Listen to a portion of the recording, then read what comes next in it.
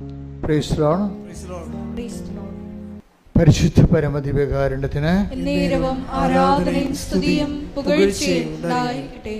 പരിശുദ്ധ പരമദിവ്യകാരുണ്യത്തിന് ആരാധനയും സ്തുതിയും പുകഴ്ചയും ഉണ്ടായിരിക്കട്ടെ. പരിശുദ്ധ പരമദിവ്യകാരുണ്യത്തിന് ആരാധനയും സ്തുതിയും പുകഴ്ചയും ഉണ്ടായിരിക്കട്ടെ.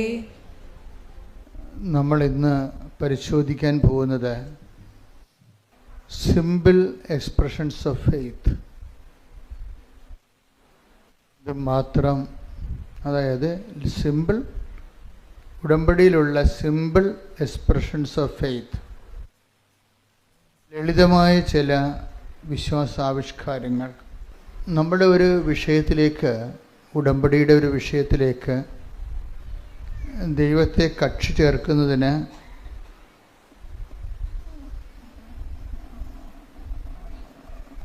സാധാരണ മനുഷ്യരുടെ ജീവിതത്തിലെ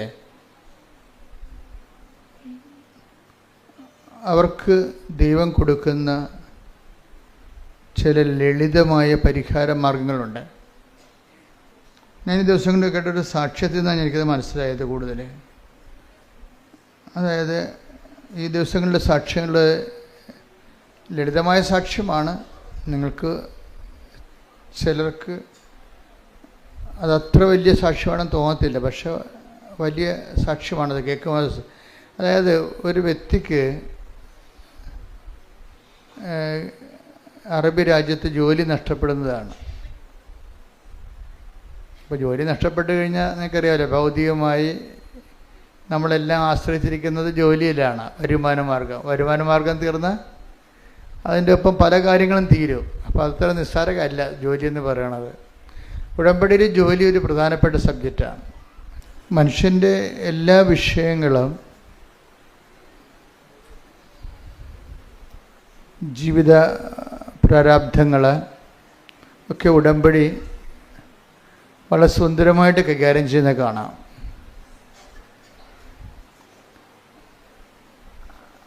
അതിൽ ലളിതമായ ചില പരിഹാര മാർഗങ്ങൾ ചില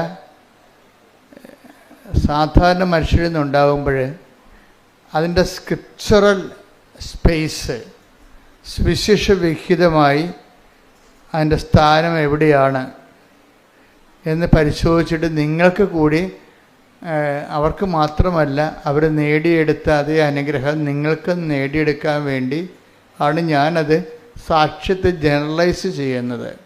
ചില പെർട്ടിക്കുലർ കാര്യങ്ങളായിരിക്കും നടന്നത്, വളരെ സ്വകാര്യവും ഒറ്റപ്പെട്ടതുമായിട്ടുള്ള കാര്യങ്ങൾ. പക്ഷെ ഞാനത് സാക്ഷ്യത്തിൽ അത് വിശദീകരിക്കുമ്പോൾ എന്താണ് ഞാൻ ചെയ്യുന്നത്? ഞാനതിനെ ജനറലൈസ് ചെയ്തിട്ട് മറ്റുള്ളവരെ കൂടി ആപ്ലിക്കേറ്റ് ചെയ്യാൻ പറ്റുന്ന രീതിയിൽ ഞാനതിനെ ഒരു സയൻറ്റിഫിക് രീതിയിൽ അറേഞ്ച് ചെയ്ത് തരും നിങ്ങൾക്ക്. അവരിങ്ങനെ ചെയ്തപ്പോഴാണ് രക്ഷപ്പെട്ടത്, അവരിങ്ങനെ ചെയ്തപ്പോഴാണ് രക്ഷപ്പെട്ടത്. നിങ്ങളും ആ ഒരു മാർഗം നോക്കിയാൽ നല്ലതായിരിക്കും, ചിലവർ രക്ഷപ്പെടാൻ സാധ്യതയുണ്ട്.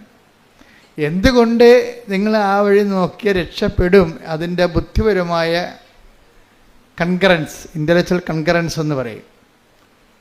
ബുദ്ധിപരമായിട്ടുള്ള യുക്തി എവിടെയാണ് അത് ഞാൻ സാക്ഷ്യത്തിൽ പറയും. അപ്പോഴേ കുറച്ച് എഡ്യൂക്കേറ്റഡ് ആയിട്ടുള്ള ഓഡിയൻസിനെ ഇപ്പം അച്ഛൻ പറഞ്ഞത് ശരിയാണ് എന്നവർക്ക് പറയും. കാര്യം അവർ യുക്തി കൊണ്ടാണ് ചില കാര്യങ്ങൾ ചെയ്യണത്. കുറച്ച് എഡ്യൂക്കേഷൻ കൂടി കഴിയുമ്പോൾ പിന്നെ നമ്മൾ റീസണും ഭയങ്കര വില്ലനായിട്ട് വർക്ക് ചെയ്യും. എഡ്യൂക്കേഷന് അങ്ങനെ ഗുണമുണ്ട് ദോഷമുണ്ട്. എഡ്യൂക്കേഷൻ ലെവൽ കൂടിക്കഴിഞ്ഞാൽ റീസൺ, ബുദ്ധി ഒരു വില്ലനായിട്ട് വർക്ക് ചെയ്യും. എന്തിൻ്റെ? വിശ്വാസത്തിൻ്റെ വില്ലനായിട്ട് വരും. ഇപ്പോൾ എല്ലാ സിനിമയിലും എല്ലാ കഥകളിലും ഒരു ഹീറോയും ഉണ്ടാവും, ഒരു വില്ലനും ഉണ്ടാവും. അപ്പോൾ ഹീറോ ആയിട്ട് വരണത് പലപ്പോഴും വിശ്വാസമായിരിക്കും. അതിൻ്റെ വില്ലനായിട്ട് വരണത് ആരായിരിക്കും? യുക്തിയായിരിക്കും. ഇനി യുക്തിയെ നമ്മളെങ്ങനെയായിട്ട് മലത്തിയടിക്കണം എന്നുള്ളതാണ് പിന്നീട് അടുത്ത പ്രോസസ്സിലൂടെ പറയണത്.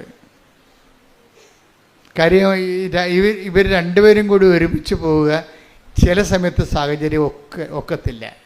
സാധാരണഗതിയിൽ ഇവർ തമ്മിൽ സഹസഞ്ചാരമാണ്, യുക്തിയും വിശ്വാസവും ഒരുമിച്ചാണ് പോണത്.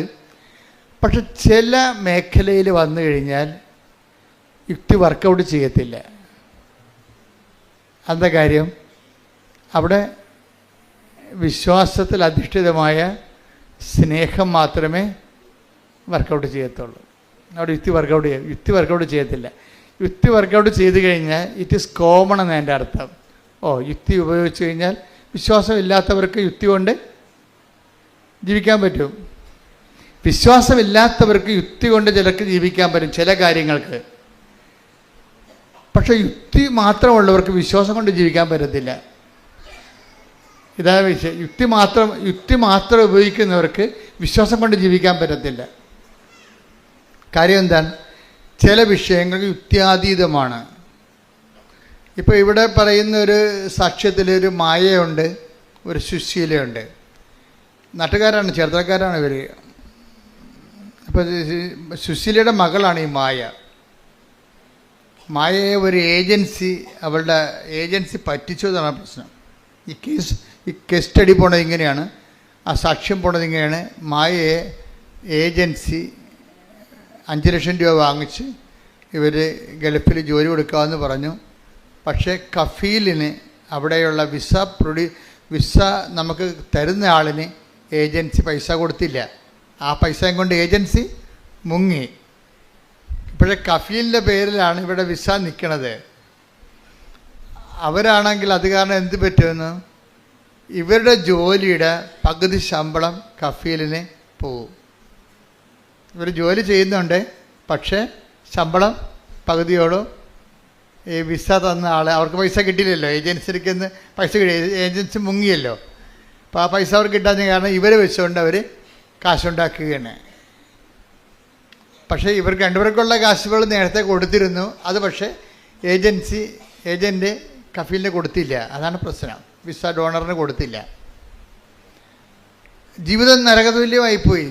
എന്താ? ജോലിയേ ഇല്ല. ഉള്ള ജോലിയുടെ പകുതി ശമ്പളം കൊണ്ട് കഫീൽ പോകും. പിന്നെ ഇവർ തമ്മിൽ അവസാനം ഇത് പറഞ്ഞ് തർക്കമായി, വഴക്കായി, സങ്കടമായി, നിലവിളിയായി. പണി ചെയ്തിട്ട് കാര്യമില്ല, നാട്ടിൽ പൈസ അയക്കാൻ പറ്റണില്ല, ചിലവിന് പൈസ തികയുന്നില്ല. അന്യരാജ്യങ്ങളിൽ പോയി വിഷമിക്കുന്നവർ എന്തുമാത്രമാണെന്നറിയോ? അവരെല്ലാവരും, നിങ്ങൾ ഓർക്കരുത്, നിങ്ങൾ അവിടെ പോകുമ്പോൾ എല്ലാം ഭംഗിയായിട്ട് അവർ സന്തോഷമായിട്ട് ജീവിക്കണമെന്ന്. അവരിതിനേക്കാൾ കഷ്ടപ്പെട്ട് അതായത് ഒരു 60% പേര് ഇവിടെ കേരളത്തിൽ ജീവിച്ചതിനേക്കാൾ മോശമായിട്ട് അവിടെ ജീവിക്കണം.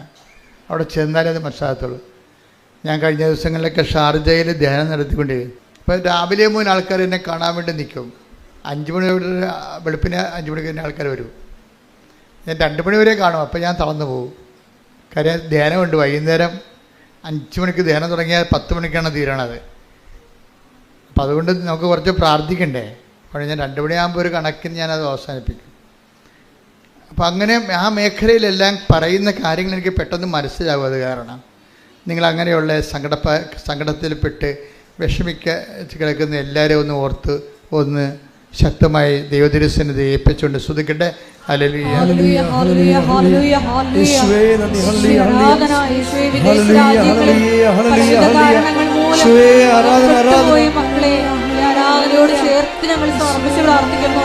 സഞ്ചാരി മാതാവ് സഞ്ചരിച്ചെത്തി മക്കളുടെ വിഷയങ്ങളിലെല്ലാം വേഗം ഇടപെട്ട് ഓടി വന്ന് ഈ ആൾക്കാരിൽ സാക്ഷ്യം പറയുവാൻ മക്കൾക്ക് എല്ലാവർക്കും കൃപ നൽകണമേ. Hallelujah, hallelujah. പരിശുദ്ധ പരമദിവ്യകാരുണ്യത്തിന് ആരാധനയും സ്തുതിയും പുകഴ്ചയും ഉണ്ടായിരിക്കട്ടെ. പരിശുദ്ധ പരമദിവ്യകാരുണ്യത്തിന് ആരാധനയും സ്തുതിയും പുകഴ്ചയും ഉണ്ടായിരിക്കട്ടെ. അപ്പോൾ ഇങ്ങനെയുള്ളൊരു വിഷമസന്ധി വന്നപ്പോൾ ഇവൾക്ക് ഈ മായയ്ക്ക് എന്ത് ചെയ്യണമെന്നറിയാൻ പാടില്ല. വീട്ടിലാണെങ്കിൽ കടമൊക്കെ വാങ്ങിച്ചാൽ പോയിരിക്കണത്. അതിൻ്റെ പലിശ കടക്കാരുടെ അലട്ടൽ, അവൾക്കാണെങ്കിൽ പൈസ കിട്ടുന്ന ചെറിയ ശമ്പളത്തിൻ്റെ പകുതിയും കൊണ്ട് കഫീൽ പോവും. ഭക്ഷണം കഴിക്കണം, പിന്നെ കൂടാതെ അവൾക്ക് വാടക കൊടുക്കണം. അങ്ങനെ പല പ്രശ്നങ്ങൾ. എനിക്ക് ക്ഷീണവും രോഗമൊക്കെ വന്നു കഴിഞ്ഞാൽ അതിനൊക്കെ വലിയ പൈസ ചിലവാണ്. പല പ്രശ്നങ്ങളാണ് അങ്ങനെ. അപ്പം ഇതെല്ലാം ഇവളുടെ അമ്മയോട് പറയും, അമ്മയുടെ അനിയത്തിയോടും പറയും. ആദ്യമൊക്കെ പറയത്തില്ല, പിന്നെ നിവർത്തിയില്ല വരുമ്പോൾ നമ്മൾ പറഞ്ഞു പോകത്തില്ലേ. പക്ഷെ അവരെന്ത് ചെയ്യാനാണ്? നാട്ടിൽ നിൽക്കണം, അവരെന്ത് ചെയ്യാനാണ്? പക്ഷെ അവർക്ക് ചെയ്യാൻ വേണ്ടി കുറച്ച് കാര്യങ്ങളുണ്ട്. എന്താ കാര്യം? ഒന്ന്, അവർക്ക് ഉടമ്പടി ചെയ്യാം. അതാണ് സംഭവം. ചിലർ എന്നോട് പറയും, ഞാനവിടെ ചെന്നപ്പോൾ എന്നൊക്കെ വിളിച്ച് അവർ പറഞ്ഞ വിമർശനം, ചിലർ പറഞ്ഞത് അച്ഛൻ ഈ ജീവിത പ്രസംഗമാണ് എപ്പോഴും പറയണത്, മാതാവിനെയും കുറിച്ചേ പറയത്തുള്ളൂ. ഞാൻ പറഞ്ഞു, മാതാവ് ആണ് ജീവിത പ്രശ്നം എടുക്കുന്നത്. അവർക്ക് വീഞ്ഞില്ല, ജോലിയില്ല, വീടില്ല, വിവാഹം നടക്കണില്ല, രോഗമാണ്, എന്തൊക്കെ ഈശോ അടുത്ത് പറയണത് ആരാണ്? മാതാവല്ലേ. പിന്നെ നമുക്ക് എന്താണ് ജീവിത പ്രശ്നങ്ങളെന്ന് പറയുമ്പോൾ?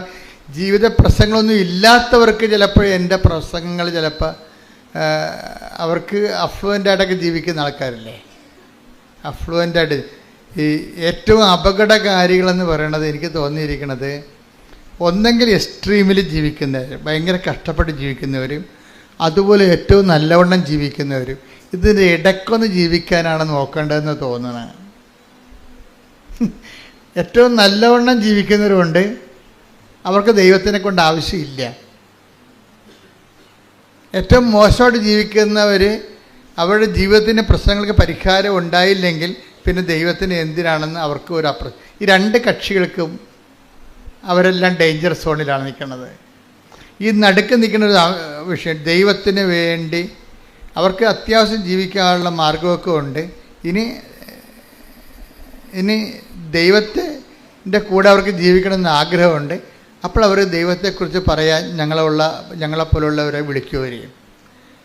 പക്ഷേ ഉള്ള പ്രോബ്ലം വെച്ച് കഴിഞ്ഞാൽ, നമ്മൾ എല്ലാവർക്കും ഇപ്പോൾ അവിടെ ഞങ്ങളെ വിളിച്ചവരെ, ഞാനും ഇപ്പോൾ ഒരു ഷോജു എന്ന് പറഞ്ഞൊരു ഷോജു, പിന്നെ ഒരു വത്സല, ഇവരാണ് എൻ്റെ അച്ഛന്മാരൊക്കെയാണ് അതിൻ്റെ ആധികാരികമായിട്ടുള്ള കറസ്പോണ്ടൻസ് ഉണ്ടെങ്കിലും ഇതിൻ്റെ മോഡുലേറ്ററായിട്ടൊക്കെ നിൽക്കുന്നവർ ഇവരാണ്. അപ്പം ഞാൻ രാവിലെ ആൾക്കാരെ കാണുന്നതിന് മുമ്പ് ഇവരുമായിട്ട് കുറച്ച് നേരം ഇരുന്ന് പ്രാർത്ഥിക്കും. കുറച്ച് നേരം ഇരുന്ന് അങ്ങനെ പ്രാർത്ഥിച്ചതിന് ശേഷം ധ്യാനത്തിൽ ഈശോ എന്താണ് ഇപ്പം ചെയ്തുകൊണ്ടിരിക്കുന്നത്, ഇതിൻ്റെ സ്റ്റാറ്റസ് എന്താണ്, ഇതിൻ്റെ സ്റ്റാറ്റസ് എന്താണെന്ന് നോക്കാൻ, സ്ഥിതി എന്താണ്, ധ്യാനത്തിൻ്റെ സ്ഥിതി, ഇത് ധ്യാനം നന്നായിട്ട് വേണം പോകുന്നത്, അതോ ധ്യാനത്തിൻ്റെ അകത്ത് വല്ലതും കറക്ഷനുണ്ടോ, കർത്താവിന് എന്തെങ്കിലും കാര്യങ്ങൾ ഇതിൻ്റെ അകത്ത് കൂട്ടിച്ചേർക്കാനോ അത് കറക്റ്റ് ചെയ്യാനോ ഉണ്ടോ എന്നറിയാൻ വേണ്ടി ഞാൻ എപ്പോഴും അപ്പോഴും മാത്രമല്ല, ഞാൻ എപ്പോഴും ഇങ്ങനെ ഒരുവിധം പ്രാർത്ഥിക്കാൻ ദൗത്യമുള്ളവർ, ഈ ദൗത്യമുള്ളവർക്കുള്ള പ്രശ്നം എന്താണെന്നറിയാമോ? ദൗത്യമുള്ളവർക്ക് കൃപയുണ്ടാകും. അതുകൊണ്ട് ഞാൻ ദൗത്യമുള്ളവർ, ചുമ്മാ പ്രാർത്ഥന മാത്രമുള്ളവർ ഞാൻ അക്സെപ്റ്റ് ചെയ്യത്തില്ല. കാര്യം കൃപ, അത് പ്രാർത്ഥന മാത്രമുള്ളവർക്ക് അനുഗ്രഹം ഉണ്ടാവും, പക്ഷേ ദൗത്യമുള്ളവർക്ക് കൃപയുണ്ടാവും. അതുകൊണ്ടാണ് ഈ പൗരസ്ത്യ ഇപ്പോൾ ഒന്ന് കോറിന്തോസ് 15 എടുത്തേ മോനെ, 15:10 എടുത്തേ. 1 കോറിന്തോസ് 15:10. 1 കോറിന്തോസ് 15:10. ഞാൻ എന്തായിരിക്കുന്നുവോ അത് ദൈവകൃപയാലാണ്. എൻ്റെ മേൽ ദൈവം ചൊരിഞ്ഞ കൃപ നിഷ്ഫലമായി പോയിട്ടില്ല. നേരെ മറിച്ച് മറ്റെല്ലാവരെയും കാൾ അധികം ഞാൻ അധ്വാനിച്ചു. എന്നാൽ ഞാനല്ല, എന്നിലുള്ള ദൈവകൃപയാണ് അധ്വാനിച്ചത്. Praise the Lord. അപ്പോൾ ഈ അധ്വാനിക്കുന്നവർക്കാണ് കൃപയുള്ളത്. അത് ഈ ഉടമ്പടിയിൽ ഇത്രയും പവറായിട്ട് കത്തിക്കാൻ കാര്യം ഇതിൻ്റെ അകത്ത് അധ്വാനമുണ്ട്. അല്ലാതെ പ്രാർത്ഥന മാത്രം, ചുണ്ടിൻ്റെ അധ്വാനം മാത്രമല്ല ഉള്ളത്. നിങ്ങൾക്ക് ആധ്യാത്മിക പാപ്പരത്വം സംഭവിക്കുന്നത് നിങ്ങൾക്ക് ചുണ്ടിൻ്റെ അധ്വാനം മാത്രം ഉണ്ടായി. കർണക്കൊന്ത 33 പ്രാവശ്യം ഇല്ലേ, വിശ്വാസ പ്രമാണം 45 പ്രാവശ്യം, ചുണ്ടിൻ്റെ അധ്വാനം മാത്രമേ ഉള്ളൂ. ഇത് അധ്വാനമായിട്ട് ദൈവം കണക്കാക്കണില്ല. ചുണ്ട് അധ്വാനിക്കാൻ തന്നിരിക്കണമല്ല, കൈയും കാലമാണ് അധ്വാനിക്കാൻ തന്നിരിക്കണേ. അപ്പോൾ അധ്വാനിക്കുന്നവനാണ് കൃപയുള്ളത്. അതാണ് 1 കൊറിന്തോസ് 15:10. ഞാൻ എന്തായിരിക്കുന്നുവോ ഞാൻ എന്തായിരിക്കുന്നുവോ അത് ദൈവകൃപയാലാണ്. എന്റെ മേൽ ദൈവം ചൊരിഞ്ഞ കൃപ നിഷ്ഫലമായി പോയിട്ടില്ല. നേരെ മറിച്ച് മറ്റെല്ലാവരെയും കാൾ അധികം ഞാൻ അധ്വാനിച്ചു. എന്നാൽ ഞാനല്ല, എന്നിലുള്ള ദൈവകൃപയാണ് അധ്വാനിച്ചത്. അപ്പോഴേ അധ്വാനിച്ചത് എന്താണ്? എന്നിലുള്ള ദൈവാനുഗ്രഹമല്ല, പിന്നെന്താണ്? എന്നിലുള്ള ദൈവകൃപ. ദൈവകൃപയാണ് അധ്വാനിച്ചത്. ദൈവകൃപ എന്ന് പറഞ്ഞാൽ എന്താണ്? ദൈവത്തിൻ്റെ ശക്തി. അതാണ് 2 കൊരിന്ത്യർ 12:9. എന്താണ്? ബലഹീനതയിലാണ് ദൈവത്തിൻ്റെ കാര്യം. ഈ 2 കൊരിന്ത്യർ 12:9 പറയാതെ കൃപാസനം നിലനിൽക്കത്തില്ല. കാര്യം കൃപാസനം എന്ന് പറഞ്ഞാൽ കൃപയുടെ ഇരിപ്പിടമെന്ന് അതിൻ്റെ അർത്ഥം അല്ലേ. അപ്പോൾ അത് പ്രൊമോട്ട് ചെയ്യണതെല്ലാം എന്താണ്? ഗ്രേസാണ് പ്രൊമോട്ട് ചെയ്യണത്. അപ്പോൾ ഗ്രേസ് എന്ന് പറഞ്ഞാൽ എന്താണ്? അത് ദൈവത്തിൻ്റെ ശക്തിയാണ്.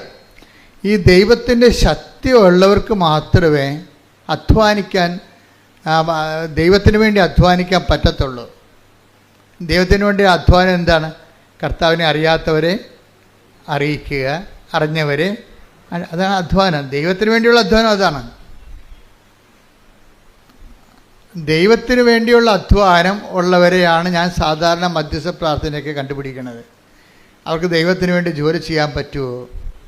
കർത്താവിനെ അറിയാത്തവരെ അറിയിക്കുക. അയ്യോ ഞാനെങ്ങും പറയത്തില്ല, ഞാനെങ്ങനെ പറയും? ആൾക്കാർ വഴക്കിട്ട് അപ്പം ആൾക്കാരെ പേടിക്കുവർ. അതായത് ദൈവകൃപ ഇല്ല എന്നുണ്ടെങ്കിൽ കൃപാസനം പത്രമൊന്നും കൊടുക്കാൻ പറ്റത്തില്ല. അവരെന്ത് പറയും? അയ്യോ ആൾക്കാർ വല്ലതും പറഞ്ഞാൽ എന്ത് ചെയ്യും? ഇവരെന്തെങ്കിലും പറഞ്ഞാൽ എന്ത് ചെയ്യുമെന്ന്. അതുകൊണ്ട് അവർ ന്യൂട്രലായിട്ട് നിൽക്കും. അല്ലെങ്കിൽ എവിടെയെങ്കിലും കൊണ്ടുപോയി കൃപയില്ല എന്നുണ്ടെങ്കിൽ വല്ല കുമ്പസാരക്കൂടിൻ്റെയൊക്കെ അടുത്ത പള്ളിയിലാണ് കൊണ്ടുപോയി വെച്ചും മാറിക്കളയും. അത് കൃപയില്ലാഞ്ഞിട്ടാണ്. അവർ കൃപയില്ല, കാര്യം അധ്വാനിക്കാൻ പറ്റണില്ല അവർക്ക്. ഇപ്പോൾ ചില പറഞ്ഞാൽ ഞാൻ ഓർഫനേജിൽ പോയി, ഞാൻ ഓൾഡ് ഏജ് ഹോമിൽ പോയി, ഒരു ദിവസം അവരുടെ കൂടെ താമസിച്ചു. അവരുടെ പഴയ മുഷിഞ്ഞ ഉടുപ്പെല്ലാം ഞാൻ വാങ്ങിച്ചിട്ട് ഞാൻ വാഷിംഗ് മെഷീൻ കൊണ്ടിട്ട് കഴുകി അവർക്ക് തേച്ച് കൊടുത്തു. അവർക്ക് അല്ലെങ്കിൽ ഞാൻ ഒരു ദിവസം അവിടെ പോയി ഭക്ഷണം ഉണ്ടാക്കി കൊടുത്തു. അവർക്ക് അധ്വാനമാണ്, കർത്താവിന് വേണ്ടിയുള്ള അധ്വാനമാണ്. അതെന്തുകൊണ്ടാണ്? അത് കൃപയാണ്. അതാ 1 കൊരിന്ത്യർ 15 ഒന്ന് പ്രാർത്ഥിച്ച് ഒരു കൈ കൊടുത്ത് പ്രാർത്ഥിച്ച് കർത്താവ് ദൈവമേ, ദൈവകൃപ അങ്ങയ്ക്ക് വേണ്ടി അധ്വാനിക്കാനുള്ള ദൈവകൃപ എന്നിൽ നിറയാൻ വേണ്ടി ഞാൻ പ്രാർത്ഥിക്കുന്നു. ശ്രുതികട ഹല്ലേലൂയ, ഹല്ലേലൂയ, ഹല്ലേലൂയ, ഹല്ലേലൂയ, യേശുവേ ഹല്ലേലൂയ, ഹല്ലേലൂയ, ഹല്ലേലൂയ, മഹത്വം, മഹത്വം, ആരാധന, ആരാധന, ഹല്ലേലൂയ, ഹല്ലേലൂയ. അപ്പോൾ നിങ്ങൾക്ക് അധ്വാനിക്കാൻ തോന്നണില്ല എന്നുണ്ടെങ്കിൽ ഉടമ്പടി മുന്നോട്ട് പോകത്തില്ല. അതാണ് പ്രശ്നം. കാര്യം എന്താണ്? ഉടമ്പടി അവൻ പറയണ പോലെ ചെല്ലുകയല്ലല്ലോ, അവൻ പറയണ പോലെ അധ്വാനിക്കുകയാണ്. അതാണ് പ്രശ്നം. മറ്റു പ്രാർത്ഥനകളും ഉടമ്പടിയും തമ്മിലുള്ള വ്യത്യാസം അതാണ്. ഉടമ്പടി അവൻ പറയണ പോലെ ചെയ്യുകയാണ്. അപ്പം അതെല്ലാം ചൊല്ലുകയല്ല. നമുക്ക് ഈ 10, 100 കൊല്ലം 1000 കൊല്ലം ഒക്കെ ആയിട്ടും ക്രിസ്ത്യാനിറ്റിയിൽ എത്ര നിങ്ങൾ പുതിയ ധ്യാന രീതികളൊക്കെ ഉണ്ടായാലും മനുഷ്യൻ പണ്ടേ ചെണ്ടൻകോലും ശങ്കരൻ തെങ്ങ തന്നെയാണ്. ചുണ്ടിൻ്റെ അഭ്യാസം അറിയാൻ പാടുള്ളത്. അതാണ് വിഷയം. അതാണ് അതിൻ്റെ വരുന്നത്. ഉടമ്പടി എല്ലാത്തിനേക്കാൾ വ്യത്യസ്തമാക്കുന്നത്. ഇപ്പോൾ ഫാദർ ആൻ്റണി ഓക്കാമിൻ്റെ സാക്ഷ്യമില്ലേ? ഇപ്പോൾ ഒരു 11,000 ആൾക്കാർ കണ്ട് രാവിലെ. 3 അച്ഛനും ഒരു കന്യാസിയും കൂടി വന്ന് സാക്ഷ്യം പറയുന്നത്. നിങ്ങളത് വീട്ടിൽ പോയി കാണണമെന്നല്ലായിരിക്കും. ഒരച്ഛനും 2 അച്ഛന്മാരും ഒരു കന്യാസ്ത്രീയും കൂടി പറയുന്ന സാക്ഷ്യം. ഫാദർ ആൻ്റണി ഓക്കാം ജർമ്മനിൽ 19 കൊല്ലം വർക്ക് ചെയ്യണം. അപ്പോൾ അദ്ദേഹം എന്താ പറയണമെന്ന് വെച്ച് കഴിഞ്ഞാൽ, ഞാനൊരു കവനൻറ്റിലാണ്, ബൈ ബർത്ത് ജ്ഞാനസ്ഥാനത്തിൽ നമ്മൾ കവനൻറ്റിലാണ്. പിന്നെ ഞാൻ പട്ടം കിട്ടിയപ്പോൾ ഒരു കവനൻറ്റിലാണ്. പിന്നെ എനിക്കെന്തിനാ വേറെ ഒരു കവനൻറ്റ്, മരിയൻ കവനൻറ്റ്? അപ്പം ഞാനിതിനെ നിഷേധിക്കുമായിരുന്നു. പുള്ളി അങ്ങനെ പറഞ്ഞത്. കാര്യം ഞാനെടുത്ത പട്ടത്തിൻ്റെ കവനൻറ്റിനേക്കാൾ വലുതാണോ ഈ മരിയൻ കവനൻറ്റ് എന്നാണ് അദ്ദേഹത്തിൻ്റെ അനിയൻ പണ്ട് ഉടമ്പടി എടുത്തപ്പോഴേ അനിയനോട് തർക്കിച്ച് വീട്ടിൽ വന്നപ്പോൾ തർക്കിച്ചതാണ്. ഇതാണ് ഞങ്ങളെടുത്ത പട്ടത്തിനേക്കാൾ വലുതാണോ മരിയൻ ഉടമ്പടി എന്ന്. കാര്യം ഞങ്ങൾ ഒരു ലൈഫ് കമ്മിറ്റ്മെൻ്റ് എടുത്തിരിക്കുകയല്ലേ. അപ്പോൾ അതിൻ്റെ താഴെയല്ലേ ഇത് വരത്തുള്ളൂ എന്നുള്ളൊരു കൺഫ്യൂഷനായിരുന്നു. പക്ഷേ അച്ഛനും ഒരിക്കൽ ഒരു പ്രശ്നമുണ്ടായി. പ്രശ്നം ഉണ്ടാകുമ്പോൾ പിന്നെ ഉടമ്പടിയേ ഉണ്ടാകത്തുള്ളൂ. അച്ഛൻ്റെ പ്രശ്നം എന്ന് വെച്ച് കഴിഞ്ഞാൽ അച്ഛൻ ഒരു നല്ല മനസാക്ഷി കൂടുതലുള്ള അച്ഛനാണ്. അച്ഛൻ ഈ B1 B2 ഒക്കെ പാസ്സാകാത്ത പിള്ളേരെ ഇവിടുന്ന് കൊണ്ടുപോയി ജോലിക്ക് വേണ്ടി കൊണ്ടുപോയി. കാര്യം B1 B2 പാസ്സാക്കി അതിന് തന്നെ 7 ലക്ഷം രൂപയൊക്കെ 2 ലക്ഷം രൂപ 2 ലക്ഷം രൂപയൊക്കെ വാങ്ങിച്ചിട്ടാണ് ആൾക്കാർ B1 B2 ഒക്കെ പാസ്സാക്കി എടുക്കണം. അതിനുശേഷം പിന്നെ ഏജൻറ്റിന് കാശ് കൊടുക്കേണ്ടി വരുമ്പോൾ അത് 46 ലക്ഷമൊക്കെയാണ് വരണത്. അപ്പം അച്ഛൻ ഇതൊന്നും പാസ്സാക്കാതെ 5 പൈസ വാങ്ങിക്കാതെ ഇവരോട് പറഞ്ഞ് നിങ്ങൾ ജർമ്മനി വന്നിട്ട് അവിടെ നിന്ന് നമുക്ക് പഠിക്കാം, അവിടെ നിന്ന് പഠിച്ചിട്ട് നമുക്ക് അവിടെ നിന്ന് ജോലി സമ്പാദിക്കാം എന്ന് പറഞ്ഞു. അങ്ങനെ 11 പെൺപിള്ളേരെ ഇവിടുന്ന് കൊണ്ടുപോയി കഴിഞ്ഞപ്പോൾ എന്താ പ്രശ്നം എന്ന് വെച്ച് കഴിഞ്ഞാൽ അവിടെ ചെന്നപ്പോൾ ഇതിങ്ങനെ കുറേ പേര് പഠിക്കാൻ പോകത്തില്ല, കുറച്ച് പേര് ജോലി ചെയ്യാനും പോകത്തില്ല. പിന്നെ എന്തു ചെയ്യും? പഠിക്കാനോ പോകത്തില്ല, ജോലി ചെയ്യാനും പോകത്തില്ല. പിന്നെ എന്തു ചെയ്യും? വലിയൊരു ജലന് കൊടുക്കേണ്ടി വരികയല്ലേ. അപ്പോൾ വലിയ ഭാരമായി. ഇപ്പോൾ സൈകെട്ട 1-2 അച്ഛൻ തിരിച്ചു വിട്ട്. കാര്യം അവർ മുന്നോട്ട് കൊണ്ടുപോകാൻ പറ്റണില്ല. പക്ഷേ ഈ ആൾക്കാർ തിരിച്ച് വന്ന് നാട്ടിൽ വന്നേച്ചും തിരിച്ച് സ്വന്തം വിസയിൽ അവിടെ വിസ ഉണ്ടായിരുന്നല്ല, ആ വിസയിൽ അവർ തിരിച്ചു വന്നിട്ട് അച്ഛനെതിരെ കേസ് കൊടുത്തത്. കേസെന്ന് പറഞ്ഞു കഴിഞ്ഞാൽ നമുക്ക് അത്ര പബ്ലിക്കായിട്ട് പറയാൻ കൊള്ളാത്ത കേസ്. അച്ഛൻ പെട്ട്. അച്ഛൻ പറയാണ്, ഞാൻ നോൻപ് കാലത്താണ് കേസ് വന്നത്, എനിക്ക് ആരും ആശ്രയം, ഞാൻ കുരിശുരൂപം പിടിച്ച് കെട്ടിത്തൂങ്ങി കരഞ്ഞ്, എൻ്റെ മുറിയിലൊരു കുരിശുരൂപമുണ്ട്, ആ കുരിശുരൂപത്തെ കെട്ടി ഞാൻ കിടന്ന് കരകിയിരുന്നു. എന്താ കാര്യം വെച്ച് കഴിഞ്ഞാൽ ഈ കേസ് ഹോസ്പിറ്റലുകാരെടുത്തിട്ട് ഈ പൈസ വാങ്ങിക്കാതെ കൊണ്ടുപോയി ഫ്രീ ആയിട്ട് പാവത്തങ്ങളെ പഠിപ്പിക്കണ ആ പ്രോജക്റ്റ് തന്നെ അവർ കട്ട് ചെയ്യാൻ പോകുന്നു. അപ്പം മൊത്തം ഇറങ്ങിപ്പോരേണ്ടി വരും, പോയ പോലെ തന്നെ എല്ലാം വരേണ്ടി വരും. അങ്ങനെയുള്ള ജീവിതത്തിൽ ഏറ്റവും ചങ്ക് കണ്ടിക്കുന്ന ഒരു പ്രശ്നമാണ്. അപ്പം നമുക്കൊക്കെ സ്വന്തമായിട്ട് സംഭവിക്കുമ്പോൾ മാത്രമേ ഇതിൻ്റെ ഊത്തലറിയത്തുള്ളൂ, അത്രയും വിഷമമായി. അപ്പോൾ അച്ഛൻ എപ്പോഴും സംസാരിക്കണ എന്തെങ്കിലും വിഷയങ്ങളുണ്ടെങ്കിൽ സംസാരിക്കണ ഒരു സിസ്റ്ററുണ്ട്. സിസ്റ്ററിനോട് പറഞ്ഞ്, സിസ്റ്റർ ഇതാണ് വിഷയമെന്ന് പറഞ്ഞു. അപ്പോൾ സിസ്റ്റർ എടുത്ത വായിക്കും പറഞ്ഞ്, അച്ഛനെ ഉടമ്പടി എടുത്ത് രക്ഷപ്പെടുമെന്ന്, മാതാവ് രക്ഷപ്പെടുത്തുമെന്ന് പറഞ്ഞു. അപ്പോൾ എന്ത്, ഈ ഭൂമിയിലെ എല്ലാ അതിർത്തികളിലും തന്നെ മാതാവിൻ്റെ ആൾക്കാരെ വെച്ചിട്ടുണ്ട്. കാര്യം ഇത് കൃപാസനത്തിൻ്റെയോ ഈ ധ്യാനകേന്ദ്രത്തിൻ്റെ ഒരു വിഷയമല്ല. ഇതാരുടെ വിഷയമാണ്? ഇത് ദേവപിതാവിൻ്റെ വിഷയമാണ്. കാര്യം ഞാൻ പറഞ്ഞിട്ട് അല്ലല്ല അമ്മ പ്രത്യക്ഷപ്പെട്ടത്. ദുരന്തമുണ്ടാകാൻ പോണ് പ്രാർത്ഥിക്കണമെന്ന് ദൈവം എടുത്ത ഒരു തീരുമാനത്തിന് എന്നെക്കൂടി സാക്ഷിയാക്കിയെന്നേ ഉള്ളൂ. അതിൻ്റെ കാരണങ്ങളുള്ളത് വെച്ചാൽ ഞാൻ വർഷങ്ങളായിട്ട് കർത്താവിൻ്റെ കൂടെ നടക്കണതുകൊണ്ട് കർത്താവ് എനിക്ക് തന്ന ഒരു യോഗ്യതയാണ്, കർത്താവ് കണ്ടെത്തിയൊരു യോഗ്യതയാണ്. പക്ഷെ അതിലൂടെ ദൈവം ആരാണ്? ദൈവത്തിൻ്റെ ജോലിയാണ് ചെയ്യണത്. കൃപാസനത്തിന് അന്ന് ദൈവം അതിൻ്റെ അകത്തൊരു മീൻസ് ആക്കി എടുത്തന്നേ ഉള്ളൂ. ദൈവത്തിൻ്റെ ജോലിയാണ് ചെയ്യണത്. ഈ ദുരന്തം ഉണ്ടാകാൻ പോകുന്നു പ്രാർത്ഥിക്കണം എന്ന് പറയണത് ഈ ഉടമ്പടി എടുത്തുകൊണ്ടിരിക്കുന്നതോടെ മാത്രം വിഷയമല്ല, അത് ഈ ലോകത്തിൻ്റെ മൊത്തം വിഷയങ്ങളാണ്. അത് സഭ അറിഞ്ഞ് സഭ ഇത് പൊതുവായിട്ട് ഈ പ്രത്യക്ഷീകരണത്തെക്കുറിച്ച് പഠിച്ച് എന്താണ് അതിൻ്റെ സന്ദേശം കൈമാറുന്നത്, ലോകം മുഴുവനും പ്രചരിക്കുന്നതും. ഇപ്പോൾ തന്നെ ഈ ദൈവത്തിൻ്റെ ജോലികൾ മനോഹരമായിട്ട് ചെയ്യുന്നുണ്ട്. കാര്യം പരിശുദ്ധ പിതാവാണ് ഇത് പറയണമെന്നുണ്ടെങ്കിലും അവസാനം പരിശുദ്ധ പിതാവാണല്ലോ ഈ പ്രത്യക്ഷീകരണത്തെക്കുറിച്ച് പഠിച്ച് പറയേണ്ടത്. എന്നാലും കത്തോലിക്കരല്ലേ കേൾക്കത്തുള്ളൂ, അതല്ലേ വിഷയം. ഇപ്പം തന്നെ ഇവിടെ വരുന്നത് ആരാണ്? ഹിന്ദുസ് വരുന്നുണ്ട്, ഇവിടേക്ക് മുസ്ലിംസ് വരുന്നുണ്ട്, CSIക്കാർ വരുന്നുണ്ട്. അപ്പോഴെന്ന് വെച്ച് കഴിഞ്ഞാൽ ദൈവത്തിൻ്റെ ജോലി ചെയ്യുന്നുണ്ട് ഇപ്പം തന്നെ. എന്ന് വെച്ചാൽ എല്ലാ മനുഷ്യരെയും ആണ് ദുരന്തം ബാധിക്കാൻ പോണത്. അത് ക്ലൈമറ്റ് ചേഞ്ച് ആയാലും ശരി, മറ്റു തരത്തിലുള്ള ദുരന്തമായാലും ശരി. ദുരന്തം ജാതി മതം നോക്കിയിട്ടാണ് ദുരന്തം വരണത്? അല്ല, അതെല്ലാം എല്ലാ മനുഷ്യരും എന്തെങ്കിലും വന്നാൽ എല്ലാ മനുഷ്യരും അനുഭവിക്കേണ്ടി വരും.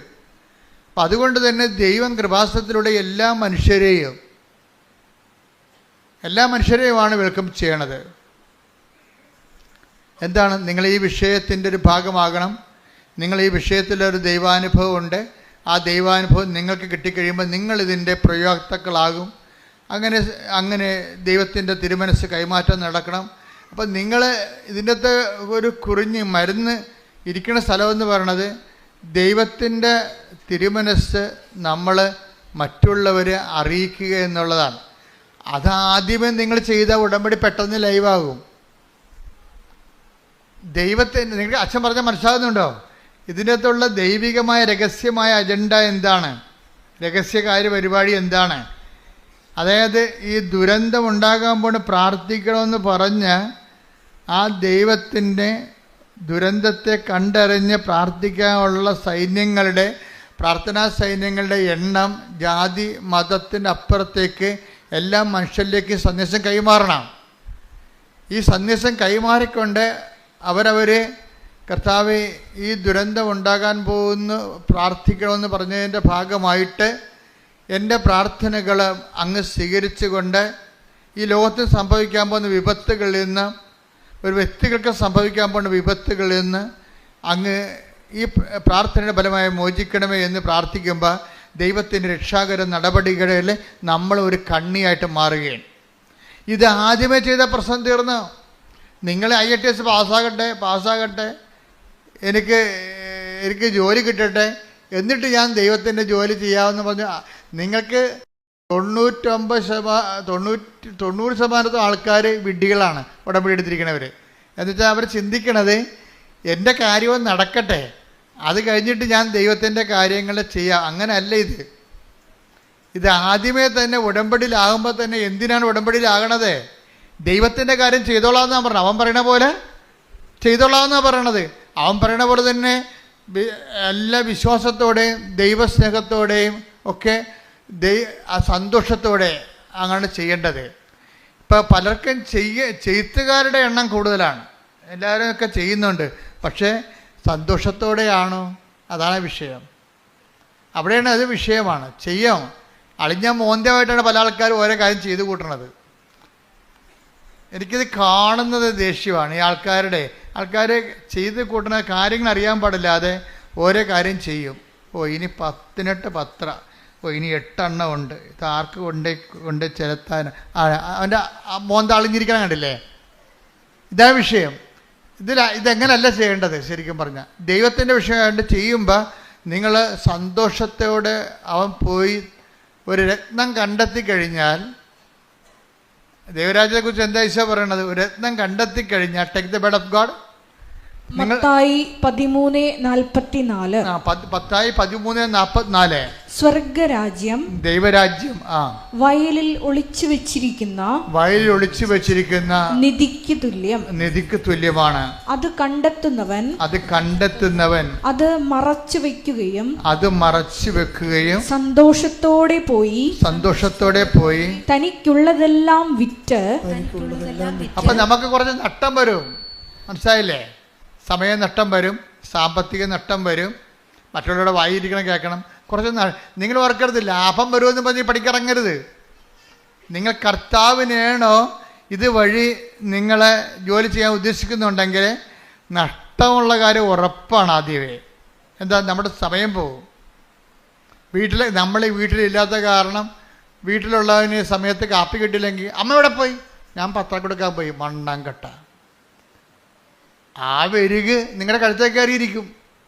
എന്താ കാര്യം? നിങ്ങൾ സമയാസമയങ്ങൾ നിന്നിട്ട് കാപ്പി അനത്തി കൊടുത്തിട്ടില്ലേ? അങ്ങനെ പഠിപ്പിച്ച് വെച്ചിട്ടാണേ. വേണേ മര്യാദക്ക് ഉണ്ടാക്കി കുടിക്കടാന്ന് പറഞ്ഞതെങ്കിൽ പ്രശ്നം തീർന്നേരാം. മര്യാദക്ക് ഉണ്ടാക്കി കുടിക്കടാ, ഞാൻ പത്രം കൊടുക്കാൻ പോകണമെന്ന് പറയാനുള്ള കമാൻഡ് അമ്മ കളഞ്ഞേ.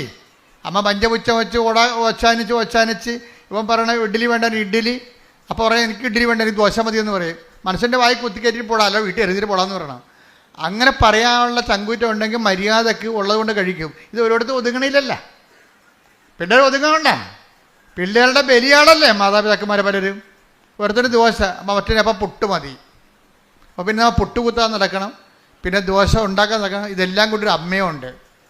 നിങ്ങളിങ്ങനെ ആക്കിയതാണേ, നിങ്ങളിങ്ങനെ ആക്കിയെടുത്തതാണ്. അതുകൊണ്ടാണ് ഇന്ന് നിങ്ങൾക്ക് ചില ആൺപിള്ളേരുമായിട്ട് അമ്മമാർ വരും എൻ്റെ അടുത്ത്. അപ്പോൾ ഞാൻ പറഞ്ഞു എത്ര പിള്ളേരുണ്ട്? 3 പിള്ളേരുണ്ട്. എത്ര ആൺപിള്ളേരുണ്ട്? ആമ്പിള്ളേരാണ് എല്ലാവരും. ഞാൻ പറഞ്ഞു എല്ലാം വന്നിട്ടുണ്ടോ ഇവിടെ? 2 വന്നിട്ടുണ്ട്. ഉള്ളതിനെ കണ്ട് വിളിക്കാൻ പറയും. ഉള്ളതിനെ കണ്ട് എന്നിട്ട് പറയും, എടാ നിൻ്റെയൊക്കെ ഉടുപ്പ് നീ തന്നെ അലക്കിയേക്കണം, അമ്മയെ കൊണ്ട് അലപ്പിക്കരുത്. മനസ്സിലായോ? നിൻ്റെയൊക്കെ പാത്രം നീ തന്നെ കഴിവിച്ചേക്കണം. ഞങ്ങളാണ് അച്ഛ കഴുകണത്. ക്ലിയറായി. എന്താ കാര്യം എന്നറിയാവോ? അമ്മയുടെ നടുവെല്ലാം ഒരുപോലെ എല്ലാ കാലത്തും ഒരുപോലെ ഇരിക്കത്തില്ല. അതാണ് വിഷയം. അമ്മ ക്ഷീണിച്ചുകൊണ്ടിരിക്കുകയല്ലേ, നന്നായിക്കൊണ്ടിരിക്കുകയാണ്, അല്ലല്ലോ, ക്ഷീണിച്ചുകൊണ്ടിരിക്കുകയല്ലേ. അപ്പം ഇവരെ സംബന്ധിച്ചിടത്തോളം നാളെ കാലങ്ങളിൽ നിങ്ങൾ അവിടെ ഉടുപ്പും തൂവാലും എല്ലാം അവിടെ കല്യാണത്തിന് സമയത്ത് വരെ നിങ്ങൾ അലക്കി തേച്ചു. അത് ഞാൻ അലക്കിയാലേ ശരിയാകത്തുള്ളൂ. പിന്നെ അത് നിങ്ങളുടെ ചിന്തയാണ്. നിങ്ങൾ അവിടെ ആൾ കളിക്കാൻ വേണ്ടി ഉണ്ടാക്കിയെടുത്തുള്ള നിയമമാണ്. ഞാൻ അലക്കിയാലേ ശരിയാകും. അവർക്ക് വാദമൊന്നുമില്ല. മര്യാദക്ക് അലക്കണം. ആദ്യമേ തുടങ്ങണം ഈ പരിപാടിയൊക്കെ, ആദ്യമേ തുടങ്ങണം ഈ വിഷയങ്ങളൊക്കെ. അല്ലെന്നുണ്ടെങ്കിൽ നിങ്ങളവർക്ക് പിടിക്കത്തില്ലൊരു കാലം കഴിയുമ്പോൾ. നിങ്ങളെ അവർക്ക് പിടിക്കത്തില്ല. എന്നുവെച്ചാൽ അവർക്ക് 10, 35, 30 വയസ്സായി കഴിയുമ്പോൾ, 25 വയസ്സായി കഴിയുമ്പോൾ അമ്മയ്ക്ക് പഴയതുപോലെ പലരെ ഒപ്പിക്കണം. അപ്പൻ അതിനേക്കാൾ വലിയ കർക്കശ അപ്പുറത്ത്. അപ്പോൾ ഇതിൻ്റെ ഇടയ്ക്ക് ഇവരെ എല്ലാവരും ഒപ്പിച്ച് വരുമ്പോൾ നമ്മളൊരു പരുവത്തിലാകും. ആർക്കും പിടിക്കത്തുമില്ല. പോരെ, അപ്പനും പിടിക്കത്തില്ല, അമ്മയ്ക്കും മക്കൾക്കും പിടിക്കത്തില്ല. നമ്മൾ അതിനിടക്കിടക്ക് മരുമകൾ കയറി വരികയാണെങ്കിൽ അവൾ കയറി വിരകി എല്ലാം അവിടെ കയ്യിലാക്കി. ഇപ്പം എന്താ, അപ്പം മകന് സമാധാനം. ഇപ്പോൾ അമ്മയല്ലേ എനിക്ക് ഉടുപ്പിലൊക്കെ തരാൻ ബുദ്ധിമുട്ടാണ്. ഇപ്പം അവന് പ്രശ്നമില്ല. അവൻ്റെ വീക്ക്നെസ് കണ്ടുവിട്ടിട്ട് അവൾ അതിൻ്റെ അകത്ത് കയറി കളിച്ച ആളാകും. ഉടമ്പടി എടുക്കുമ്പോൾ നമ്മൾ ശ്രദ്ധിക്കേണ്ട കാര്യം, ദൈവ സ്നേഹത്തിന് വിരുദ്ധമായ എന്തെങ്കിലും അടിയൊഴുക്കുകളുണ്ടെങ്കിൽ ഉടമ്പടി വർക്കൗട്ട് ചെയ്യത്തില്ല. ദൈവസ്നേഹത്തിന് നിങ്ങളെ അതായത് നിങ്ങളുടെ മനസ്സിലിരിപ്പ് വേറെ വല്ലതും ആണെങ്കിലേ, അതിനാണ് ഈ സത്യഹൃദയം എന്ന് പറഞ്ഞ വാക്കുണ്ട്. സത്യഹൃദയം. ഹെബ്രായർ 10:22. ഹെബ്രായർ 10:22. അതിനാൽ വിശ്വാസത്തിന്റെ ഉറപ്പുള്ള സത്യഹൃദയത്തോടെ കേട്ടില്ലേ എന്ന് പറഞ്ഞ് കേട്ടില്ലേ? സത്യഹൃദയം. അപ്പൊ കള്ളഹൃദയം ഉണ്ടെന്ന് എൻ്റെ അടുത്ത് അല്ലേ? ഇപ്പൊ മനസ്സിലായില്ലേ? ഇപ്പോഴാണ് മനസ്സിലാകുന്നത്. ഇത് സ്കാനിങ് അല്ലേ? ധ്യാനം എന്ന് പറഞ്ഞാൽ എന്താണ്? ഒരു പെറ്റ് സ്കാനിങ് പോലെ ഇരിക്കും. ഉള്ള ഡീറ്റെയിൽസ് എല്ലാം പുറത്തു വരും. എന്താണ് പറഞ്ഞത്? അതിനാൽ വിശ്വാസത്തിന്റെ ഉറപ്പുള്ള സത്യഹൃദയത്തോടെ നമുക്ക് അടുത്ത് ചെല്ലാം. ദൈവത്തിന്റെ തിരുസന്നിധി ചെല്ലുമ്പോഴേ ഹൃദയം കൊണ്ട് ചെല്ലണമെന്നല്ല, ആ ഹൃദയം സത്യഹൃദയമായിരിക്കണമെന്ന്. ഇപ്പം ഞാൻ പറഞ്ഞില്ലേ, ഇപ്പം മരുമകളുടെ കാര്യം പറഞ്ഞില്ലേ, അവൾ വന്നിട്ട് എല്ലാ പുത്തൻ പെണ്ണ് പെരപ്പേരും അടയ്ക്കുന്ന കേൾക്കണ പോലെ അവളെ എല്ലാ കാര്യങ്ങളും ചെയ്യും. അപ്പൻ്റെ കാര്യം ചെയ്യും, അമ്മയുടെ കാര്യം ചെയ്യും. അവൾ അവിടെ ഗുഡ് സർട്ടിഫിക്കറ്റ് മേടിക്കുകയാണ് സംഭവം. പക്ഷേ അമ്മയ്ക്കിട്ട് ഇപ്പോൾ ആരെ വെക്കുകയാണ് ആ സംഭവം? മനസ്സിലായില്ലേ? അവരുടെ റോള് അടിച്ചു മാറ്റുകയാണ്. അപ്പോൾ ആ ഹൃദയത്തിൽ സത്യമില്ല. അച്ഛൻ പറഞ്ഞ മനസ്സിലായില്ലേ? അവളുടെ ഉദ്ദേശം വേറെയാണ്. അപ്പോൾ വേറെ ഒരു ഉദ്ദേശത്തിനാണ് ദുരുദ്ദേശം നമ്മൾ പറയണത്. അവളുടെ ഉദ്ദേശം വേറെയാണ്. ഉടമ്പടി ഇത് വർക്കൗട്ട് ചെയ്യത്തില്ല. കർത്താവ് നിൻ്റെ ഹൃദയം കർത്താവ് ഇൻസ്പെക്ട് ചെയ്യുമ്പോൾ നിൻ്റെ ഈ നല്ല സൽപ്രവൃത്തികളിൽ പോലും സ്വർഗീയ ഇടങ്ങളിൽ പോലും വസിക്കുന്ന ടേക്ക് ദ ബെഡഫോൺ സ്വർഗീയ ഇടങ്ങൾ. ശ്രുതികട്ടെ ഹല്ലേലൂയ ഹല്ലേലൂയ ഹല്ലേലൂയ ഹല്ലേലൂയ ഹല്ലേലൂയ. യേശുവേ നന്ദി. ഹല്ലേലൂയ ഹല്ലേലൂയ. യേശുവേ ആരാധന ആരാധന ആരാധന ആരാധന ആരാധന ആരാധന. കൈകൾ വീശിക്കൊണ്ട് ആരാധന ആരാധന ആരാധന ആരാധന. എഫേസോസ് 6:12. എന്തെന്നാൽ നമ്മൾ മാംസത്തിനും രക്തത്തിനും എതിരായിട്ടല്ല, പ്രഭുത്വങ്ങൾക്കും ആധിപത്യങ്ങൾക്കും ഈ അന്ധകാര ലോകത്തിന്റെ അധിപന്മാർക്കും സ്വർഗീയ ഇടങ്ങളിൽ വർത്തിക്കുന്ന തിന്മയുടെ ദുരാത്മാക്കൾക്കും എതിരായിട്ടാണ് പടവെട്ടുന്നത്. അപ്പൊ ഈ സത്യത്തിന്റെ ഹൃദയവും സ്വർഗീയ ഇടങ്ങളിലെ ദുരാത്മാവും ചേർത്ത് വായിക്കേണ്ട വചനങ്ങളാണ്. നമ്മൾ സ്വർഗീയമായ സ്നേഹത്തിൻ്റെ ദൈവികമായ കാര്യമാണെന്ന് പറയുമ്പോഴും അതിൻ്റെ പിന്നിലുള്ള അടിയൊഴുക്ക് ദുരാത്മാവിൻ്റെതായിരിക്കും. കാര്യം ഉദ്ദേശം എന്താണെന്നുള്ളതാണ് പ്രശ്നം. ഒരു വിഷയത്തിൻ്റെ ഇൻറ്റൻഷൻസാണ് പ്രോബ്ലം. എന്ത് ചെയ്യുന്നു എന്നല്ല പ്രശ്നം. What spirit Leeds U. നീ ചിലപ്പോൾ ഭയങ്കര തങ്കപ്പെട്ട വർത്തമാനവും വലിയ നല്ല കാര്യമാണ് ചെയ്യണത്. പക്ഷെ അതിൻ്റെ ഇൻറ്റൻഷൻ മോശമാണെങ്കിൽ ഈ സ്വർഗീയ ഇടത്തിലെ ദുരാത്മാവായിട്ടത് വർക്കൗട്ട് ചെയ്യും. ഉടമ്പടി നിയോഗങ്ങൾക്കുണ്ടാകുന്നൊരു കുഴപ്പം അതാണ്. ഈ നിയോഗങ്ങളൊക്കെ എഴുതി വെക്കുമ്പോഴും ഇൻറ്റൻഷൻ എന്നുവെച്ചാൽ അതിൻ്റെ അത് ഉള്ളിലുള്ള നിയോഗങ്ങൾക്കുള്ളിലെ നിയോഗങ്ങളാണ് ഈ ഇൻറ്റൻഷൻ. ഇന്നർ ഇൻറ്റൻഷൻസ് അതായത് നിയോഗങ്ങൾക്കുള്ളിലെ നിയോഗങ്ങൾ. അത് മറ്റുള്ളവർക്ക് മിക്കവാറും പാരയിരിക്കും. അത് മറ്റുള്ളവർക്ക് അങ്ങനെ ഉണ്ടെങ്കിൽ നിങ്ങളത് പേറ്റി കളയണം. കാറ്റത്ത് പിടിക്കേണ്ടി വരും. നമ്മൾ പണ്ട് കാറ്റത്ത് പിടിക്കത്തില്ലായിരുന്നു അല്ലേ? എന്താണ് ഈ കാറ്റ് വരുമ്പോൾ തൂറ്റണമെന്നൊക്കെ പറയത്തില്ലേ? കാറ്റ് വരുമ്പോൾ കാറ്റത്ത് പിടിക്കും. നമുക്ക് പരിശുദ്ധാത്മാവിൻ്റെ കാറ്റിലാണ് നമ്മുടെ നിയോഗങ്ങൾ ഇങ്ങനെ പിടിക്കേണ്ടത്. അപ്പോൾ എന്ത് പറ്റും? പതിര് പറന്നു പോകും, കതിര് താഴെ വീഴും. എന്ന് വെച്ച് കഴിഞ്ഞാൽ ദുരാത്മാവില്ലാത്ത വിഷയങ്ങൾ, ദുരാത്മാവില്ലാത്ത ഇൻറ്റൻഷൻസിൻ്റെ ഇത് വരുന്നത്. നിങ്ങൾ 6 ഇൻറ്റൻഷൻസ് എഴുതി വെക്കുമ്പോഴേ എൻ്റെ അഭിപ്രായത്തിൽ നല്ല ഇൻറ്റൻഷൻ 2 കഴിഞ്ഞാൽ പിന്നെ എഴുതാനില്ലെങ്കിൽ എഴുതാൻ വേണ്ടി വെക്കരുത്. അതെല്ലാം ദൈവത്തിൻ്റെ കോളമായിട്ടിട്ടേക്കണം. പരിശുദ്ധാത്മാവെന്ന് എഴുതിയിട്ടേക്കണം. എന്താ കാര്യം? അപ്പം ദൈവത്തിനറിയാം നമുക്ക് എന്താണ് ആവശ്യമെന്നുള്ള അറിയാം. അല്ലെങ്കിൽ ഇപ്പം അവിടെ ദുരാത്മാവ് കയറി പിടിക്കും. പരിശുദ്ധാത്മാവ് നമ്മൾ എഴുതിയില്ലെങ്കിൽ ദുരാത്മാവ് കയറി പിടിക്കുക. അവിടെ അങ്ങനെ ഒരു പ്രശ്നമുണ്ട്. ആ കോളം ഒഴിച്ചിടരുത്. ഒരു കാര്യത്തിനുള്ള പ്രശ്നം വെച്ചാൽ ഇപ്പോൾ ഒരു കോളം ഒഴിച്ചു കഴിഞ്ഞാൽ നമുക്കിവിടെ 2 ഓപ്ഷനേ ഉള്ളൂ. ഒന്നെങ്കിൽ പരിശുദ്ധാത്മാവ്, ഒരു ഓപ്ഷനേ ഉള്ളൂ പരിശുദ്ധാത്മാവ്. ബ്ലാങ്ക് ഇല്ല. അതാണ് ഈശോ പറഞ്ഞത്, നിങ്ങൾ ഒരാളിൽ നിന്ന് പിശാചിനെ ഒഴിപ്പിച്ച് കഴിഞ്ഞാൽ അത് വിജനമായ സ്ഥലത്തേക്ക് കറങ്ങി നടക്കും. പിന്നെ തിരിച്ചു വന്ന് ഇവിടെ നോക്കുമ്പോൾ ഇത് ഒഴിഞ്ഞു കിടക്കുകയാണെങ്കിൽ അവൻ തിരിച്ചതിനകത്ത് കയറി വരും. തിരിച്ച് തന്നെക്കാൾ ദുഷ്ടരായ 7 ആത്മാക്കൾ. Take the bed of God. സ്തുതിക്കട്ടെ. ഹല്ലേലൂയ, ഹല്ലേലൂയ, ഹല്ലേലൂയ. യേശുവേ നന്ദി. ഹല്ലേലൂയ, ഹല്ലേലൂയ, ഹല്ലേലൂയ, ഹല്ലേലൂയ, ഹല്ലേലൂയ. യേശുവേ ആരാധന, ആരാധന, ആരാധന. യേശുവേ നന്ദി, നന്ദി, നന്ദി. ഹല്ലേലൂയ, ഹല്ലേലൂയ. ലൂക്ക 11:24 മുതൽ 26 വരെയുള്ള തിരുവചനങ്ങൾ. അശുദ്ധാത്മാവ് ഒരുവനെ വിട്ടുപോയാൽ വരണ്ട സ്ഥലങ്ങളിലൂടെ ആശ്വാസം തേടി അലഞ്ഞു നടക്കും. കണ്ടെത്താതെ വരുമ്പോൾ അവൻ പറയുന്നു, ഇറങ്ങിപ്പോന്ന ഭവനത്തിലേക്ക് തന്നെ ഞാൻ തിരിച്ചു ചെല്ലും. തിരിച്ചു വരുമ്പോൾ ആ വീട് അടിച്ചുവാരി സജ്ജീകരിക്കപ്പെട്ടതായി കാണുന്നു. അപ്പോൾ അവൻ പോയി തന്നേക്കാൾ ദുഷ്ടരായ മറ്റ് 7 അശുദ്ധാത്മാക്കളെ കൂടി കൊണ്ടുവന്ന് അവിടെ പ്രവേശിച്ച് വാസമുറപ്പിക്കുന്നു. നമ്മളിപ്പോൾ അടിച്ചു വാരി തൂത്തെന്നൊക്കെ പറയത്തില്ലേ?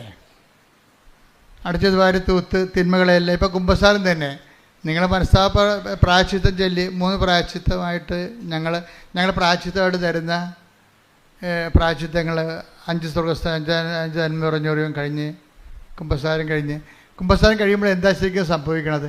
പാത്രം കഴുകി വെടിപ്പാക്കിയെന്നേ ഉള്ളൂ. അത്രേ ഉള്ളൂ. അതിൻ്റെ അകത്ത് പാത്രം കഴുകി വെടിപ്പാക്കി. ആ സ്പേസ് അവിടെ കിടക്കുകയാണ്. നമ്മൾ സൂക്ഷിച്ചില്ല എന്നുണ്ടെങ്കിൽ കൺഫെഷന് അതിൽ തന്നെ ഒരു പ്രതിരോധ ശക്തിയുണ്ട്.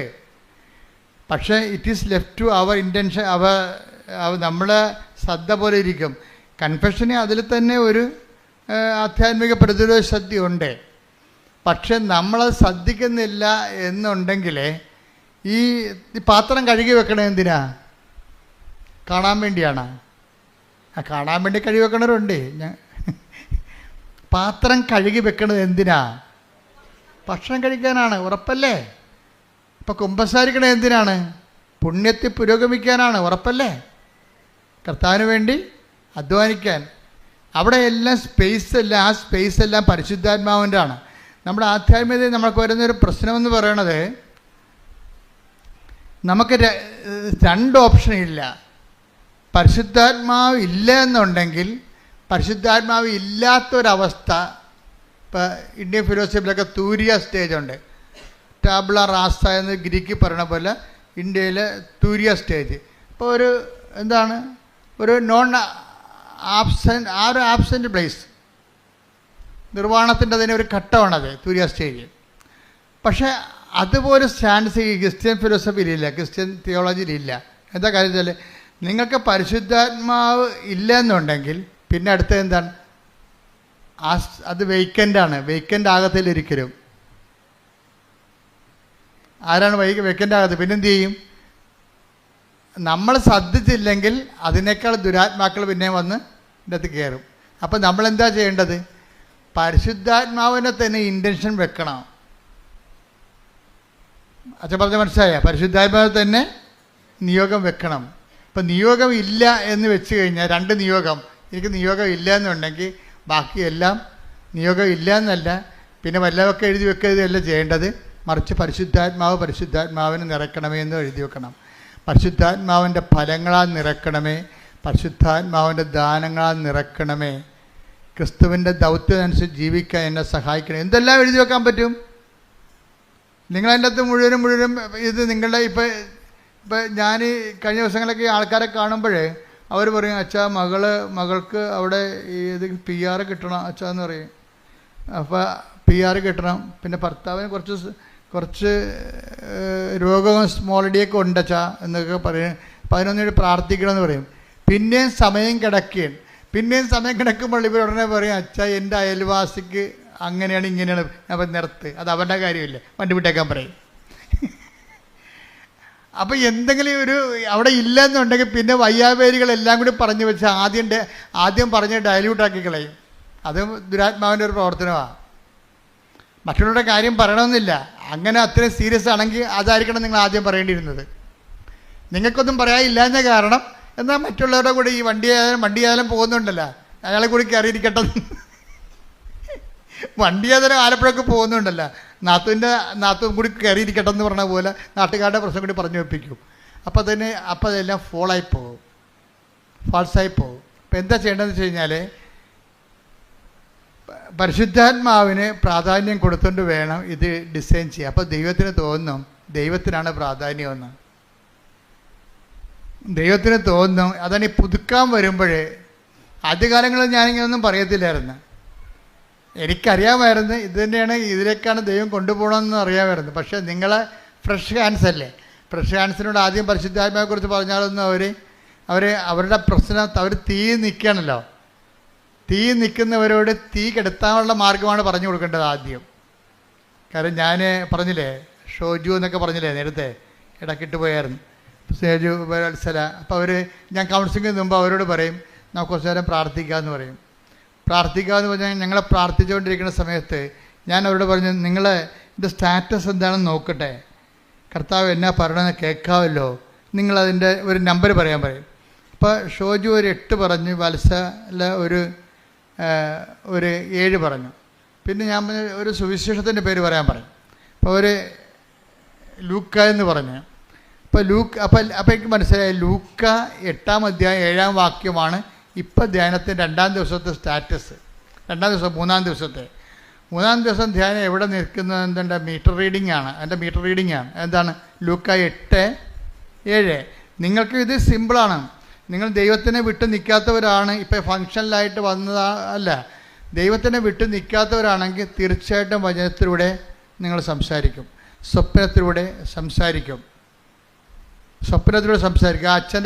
ആ അച്ഛൻ്റെ കാര്യം പറഞ്ഞു, ആൻ്റണി ഓക്കാമച്ചൻ, ജർമ്മൻ. അങ്ങയുടെ പ്രശ്നം എന്താണെന്നറിയോ? അപ്പം അങ്ങേര് ഇങ്ങനെ പെട്ടുപോയി ആ പ്രോജക്റ്റ് ക്യാൻസലാകാൻ പോകണമെന്ന് പറഞ്ഞപ്പോൾ ഈ സിസ്റ്ററിനോട് പറഞ്ഞില്ലേ, സിസ്റ്റർ എന്താ ചെയ്യണമെന്ന് പറഞ്ഞില്ലേ? അപ്പോൾ സിസ്റ്റർ എന്താ പറഞ്ഞത്? അച്ഛൻ പോയി ഉടമ്പടി എടുക്കാൻ പറഞ്ഞില്ലേ? ഉടമ്പടി എടുത്തു കഴിഞ്ഞിട്ട് ആ ദിവസം സിസ്റ്റർ ഒരു സ്വപ്നം കണ്ട്. സിസ്റ്റർ ഈ അച്ഛൻ്റെ മേടയിൽ പോയിട്ടില്ല, അച്ഛൻ്റെ മുറികൾ കണ്ടിട്ടില്ല. പക്ഷേ സ്വപ്നത്തിൽ അമ്മ ഈ അച്ഛൻ്റെ മുറികളെല്ലാം കാണിച്ച്, അച്ഛൻ്റെ മേടകളെല്ലാം കാണിച്ച ശേഷം ഓരോ ഭൂമുഖത്തുനിന്ന് കയറി പ്രാർത്ഥനാ മുറിയിൽ നിന്ന് മറ്റു മുറികൾ സ്റ്റഡി റൂമിലേക്കും ഡ്രോയിങ് റൂമിലേക്കും പോയിട്ട് അച്ഛൻ ഇരിക്കുന്ന സ്ഥലത്ത് ചെന്നിട്ട് മാതാവ് അച്ഛൻ്റെ തലയിൽ കൈവച്ച്. പിറ്റേ ദിവസം വെളുപ്പിന് സിസ്റ്റർ സ്വപ്നം കഴിഞ്ഞപ്പോൾ സിസ്റ്റർ അച്ഛനെ വിളിച്ച് പറഞ്ഞ്, ഇനിയൊരു പ്രശ്നവുമില്ല, അമ്മ അച്ഛൻ്റെ കാര്യത്തിൽ ഇടപെട്ടു, ഇതല്ലേ അച്ഛൻ്റെ വീട്, ഈ മുറിയിൽ ഇന്ന ഇന്ന സാധനങ്ങളില്ലേ, അടുത്ത മുറിയിൽ ഇന്ന ഇന്ന സാധനങ്ങളില്ലേ, അതിലെ കൂടി മാതാവ് കടന്നിട്ടുണ്ട്, അച്ഛൻ ഇരിക്കുന്ന സ്ഥലം ഇന്നതല്ലേ, അവിടെ വന്ന് അമ്മ അച്ഛൻ്റെ തലയിൽ കൈവച്ചിട്ടുണ്ട്, ഇനി അമ്മ ഏറ്റെടുത്തോളൂ എന്ന് പറഞ്ഞു. അമ്മ ഏറ്റെടുത്തോളൂ എന്ന് പറഞ്ഞ് ഒരാഴ്ച കഴിഞ്ഞില്ല. ആക്കുമ്പോൾ ഓഫീസിൽ നിന്ന് ഇവരുടെ പ്രോജക്റ്റ് ഓഫീസിൽ വിളിച്ചു, ഫാദർ ഞങ്ങളെ കാണാം.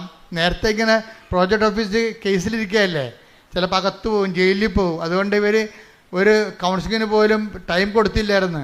ഇപ്പോൾ അവർ പറയണേ, നിങ്ങൾ വന്ന് ഞങ്ങളെ കാണുക, നിങ്ങൾക്കെതിരെയുള്ള ആരോപണം നിലനിൽക്കണില്ലെന്ന്. അങ്ങനെ ഒരു ആരോപണം ഇല്ലെന്ന്. ഇപ്പം പെട്ടെന്നല്ലേ മാറണത്. അപ്പം അച്ഛൻ അതുകൊണ്ട് പറഞ്ഞത് എന്താ അറിയാമോ, ഞാൻ വിചാരിച്ചത് എൻ്റെ പട്ടമാണ് ഏറ്റവും വലിയ ഉടമ്പടി എന്ന്. പക്ഷേ അമ്മയുടെ പരിശുദ്ധ അമ്മയുടെ ഉടമ്പടി നമുക്ക് പറഞ്ഞറിയിക്കാൻ പറ്റാത്ത അച്ഛൻ്റെ സാക്ഷി നിങ്ങൾ കേൾക്കണം. കാര്യത്തെ ഒരു ജീവിത പ്രശ്നം ഉണ്ടായാൽ അച്ഛനാണെങ്കിലും ശരി, ആരാണെങ്കിലും ശരി, അമ്മ മാത്രമേ അഭയമുള്ളൂ. കൈയടിച്ച് സ്തുതിക്കട്ടെ. അങ്ങയുടെ അഭിഷിക്തരിലൂടെ ഉടമ്പടിയുടെ ശക്തി ലോകത്തിന് വെളിപ്പെടുത്തുന്നതിന് ഞങ്ങൾ നന്ദി പറയുന്നു. പരിശുദ്ധ പരമദിവ്യകാരുണ്യത്തിന് ആരാധനയും സ്തുതിയും പുകഴ്ചയും ഉണ്ടാകട്ടെ. അപ്പോൾ ഇതെന്താ വെച്ചാൽ സിസ്റ്ററിനുണ്ടായിട്ടുള്ള ദർശനങ്ങളിലൂടെയാണ് ഈ സത്യം വെളിപ്പെട്ട് വരണത്. അതുകൊണ്ട് തന്നെയാണ് ഉടമ്പടിയുടെ ഒരു ടൈം കഴിഞ്ഞു കഴിഞ്ഞാൽ നമ്മൾ ഉടമ്പടി സത്യസന്ധരാണെന്നും ദൈവത്തോട് അടുപ്പമാണെന്ന് കണ്ടു കഴിഞ്ഞാൽ ദൈവം നമ്മളെ ദർശനങ്ങൾ കൊണ്ടും സ്വപ്നങ്ങൾ കൊണ്ടും ദൈവത്തിൻ്റെ സാന്നിധ്യം നമ്മളെ അറിയിച്ചുകൊണ്ടിരിക്കും. ഉടമ്പടിയാണ് സാന്നിധ്യത്തിൻ്റെ ഏറ്റവും വലിയ ഒരു ഉപാധിയല്ല, ഏറ്റവും വലിയൊരു സോഴ്സ് എന്ന് പറയണത് ഉടമ്പടിയാണ്. ഉടമ്പടിയിലൂടെയാണ് സാന്നിധ്യം, മറ്റെല്ലാ പ്രാർത്ഥനയെക്കാളും മനുഷ്യനെ സാന്നിധ്യം മനസ്സിലാക്കുന്നത്, ദൈവത്തിൻ്റെ സാന്നിധ്യം മനസ്സിലാക്കുന്നത്. അപ്പോൾ ഇതിൻ്റെ ഉടമ്പടിയുടെ സാധ്യത ഭയങ്കരമായ വലിയ സാധ്യതകളാണ്. നിങ്ങളെന്താ ചെയ്യണമെന്ന് വെച്ച് കഴിഞ്ഞാൽ, നിങ്ങളതിന് ദൈവത്തിന് വലിയ പ്രാധാന്യമില്ലാതെ നിങ്ങളുടെ വിഷയങ്ങൾക്ക് മാത്രമാണ് എപ്പോഴും ആവലാതിയും വ്യാവലാതിയും കൊണ്ട് നടക്കുന്നത് കൊണ്ടാണ് സാന്നിധ്യം ഫീൽ ചെയ്യാത്തത്. മറിച്ച് ഞാൻ ഉടമ്പടി എടുത്തിരിക്കുന്നത് ദൈവത്തിന് വേണ്ടി ജീവിക്കാനാണ് എന്ന് പറഞ്ഞ് ഞാൻ ഉടമ്പടി എടുത്തിരിക്കുന്നത് ദൈവത്തിന് വേണ്ടി ജീവിക്കാനാണ്. എന്റെ കൃപയിലെ ഞാൻ നിലനിൽക്കാൻ ദൈവത്തിന് വേണ്ടി അധ്വാനിക്കുവാനുള്ള പ്രത്യേക അഭിഷേകം എനിക്ക് നൽകണമേ. ദൈവത്തെക്കുറിച്ച് നല്ലവണ്ണം ചിന്തിക്കുകയും ആലോചിക്കുകയും ആദ്യ കൊള്ളുകയും ഒക്കെ ചെയ്ത് കഴിയുമ്പോൾ ബാക്കിയുള്ള കാര്യം ഇതൊക്കെ ഇപ്പം തന്നെ ഞാൻ ആ സുശീലയുടെ കാര്യം പറഞ്ഞില്ലേ, സുശീലയുടെ കാര്യം എന്താണ്? സുശീലയുടെ മകൾ മായയ്ക്ക് കഫീലിനിടയ്ക്ക് മർദ്ദനം. കഫീലിന് എന്ത് പറ്റി? കഫീലൊരു ഡ്രഗ്സ് കേസിൽ അകപ്പെട്ടു, മയക്കുമരുന്നിൻ്റെ കേസ് അകപ്പെട്ടു. അപ്പോൾ ഈ മായയും ആ ഡ്രഗ്സ് കേസിൽ പ്രതിയാക്കി അവൾ. ഓക്കെ, പണ്ടേ ശമ്പളമില്ല, ജീവിതം പോയിരിക്കുമ്പോൾ ഉണ്ട്. ഇപ്പം എന്ത് പറ്റി? ഡ്രഗ്സ് കേസ്, മയക്കുമരുന്ന് കേസിൽ ഗൾഫിൽ പ്രതി, 15 കൊല്ലം അകത്ത് കിടക്കണം. ഇവളെ ഇതുകൂടി കേട്ടപ്പോഴൊക്കെ ഭക്ഷണമായില്ല, ശമ്പളവും ഇല്ല, അവളുടെ പറ്റിക്കപ്പെട്ട് തട്ടിപ്പിലകപ്പെട്ട് പണവും നഷ്ടപ്പെട്ട് അവൾ നിൽക്കുന്ന സ്ഥലത്താണെങ്കിൽ സമാധാനം കൊടുക്കണില്ല അവൾക്ക്. ഇപ്പോഴെന്ത്? ഡ്രഗ്സ് കേസിൽ പ്രതിയുമായി. ഇതെല്ലാം വിളിച്ച് അമ്മയോട് പറയും. അമ്മ ഇങ്ങനെ സംഭവിച്ച് അനിയത്തിനെ ഫോണിൽ കിട്ടുമ്പോൾ കരയും അവൾ. അപ്പോഴ് അനിയത്തി പറഞ്ഞ്, ചേച്ചിനെ മാതാവ് രക്ഷിക്കും, ഞാൻ ഏലക്കാമാല കെട്ടുന്നുണ്ടെന്ന് പറഞ്ഞു. നമ്മുടെ കണ്ണ് നിറഞ്ഞു പോയി ഈ സാധനം കേട്ട് കഴിഞ്ഞാൽ. അവൾക്ക് വേറെ ഒന്നും ചെയ്യാൻ അറിയത്തില്ല. ചേച്ചിനെ അമ്മ രക്ഷിക്കും, ഞാൻ ഏലക്കാമാല അമ്മയ്ക്ക് വേണ്ടി കെട്ടണമുണ്ടെന്ന്. അവൾക്ക് എന്താ ചെയ്യാൻ അറിയാവുന്നത്? അവളൊരു നോൺ ക്രിസ്ത്യനാണ്. അവളുടെ ചേച്ചി ഒരു അന്യ സ്ഥലങ്ങളിൽ എലി പത്താഴത്തി വീണ പോലെ പിട്ടുകിടക്കുകയാണ്. അവൾക്ക് ദൈവതിരുസന്നിധി, ദൈവത്തിനെ ഈ വിഷയത്തിൽ ഉൾപ്പെടുത്താൻ ചെയ്യാൻ അറിയാവുന്ന ആപ്പാടെ പണി എന്താ? ഞാൻ അവളുടെ മനസ്സിൽ വന്നു ഞാൻ ഏലക്ക മാല കെട്ടണമുണ്ടെന്ന്.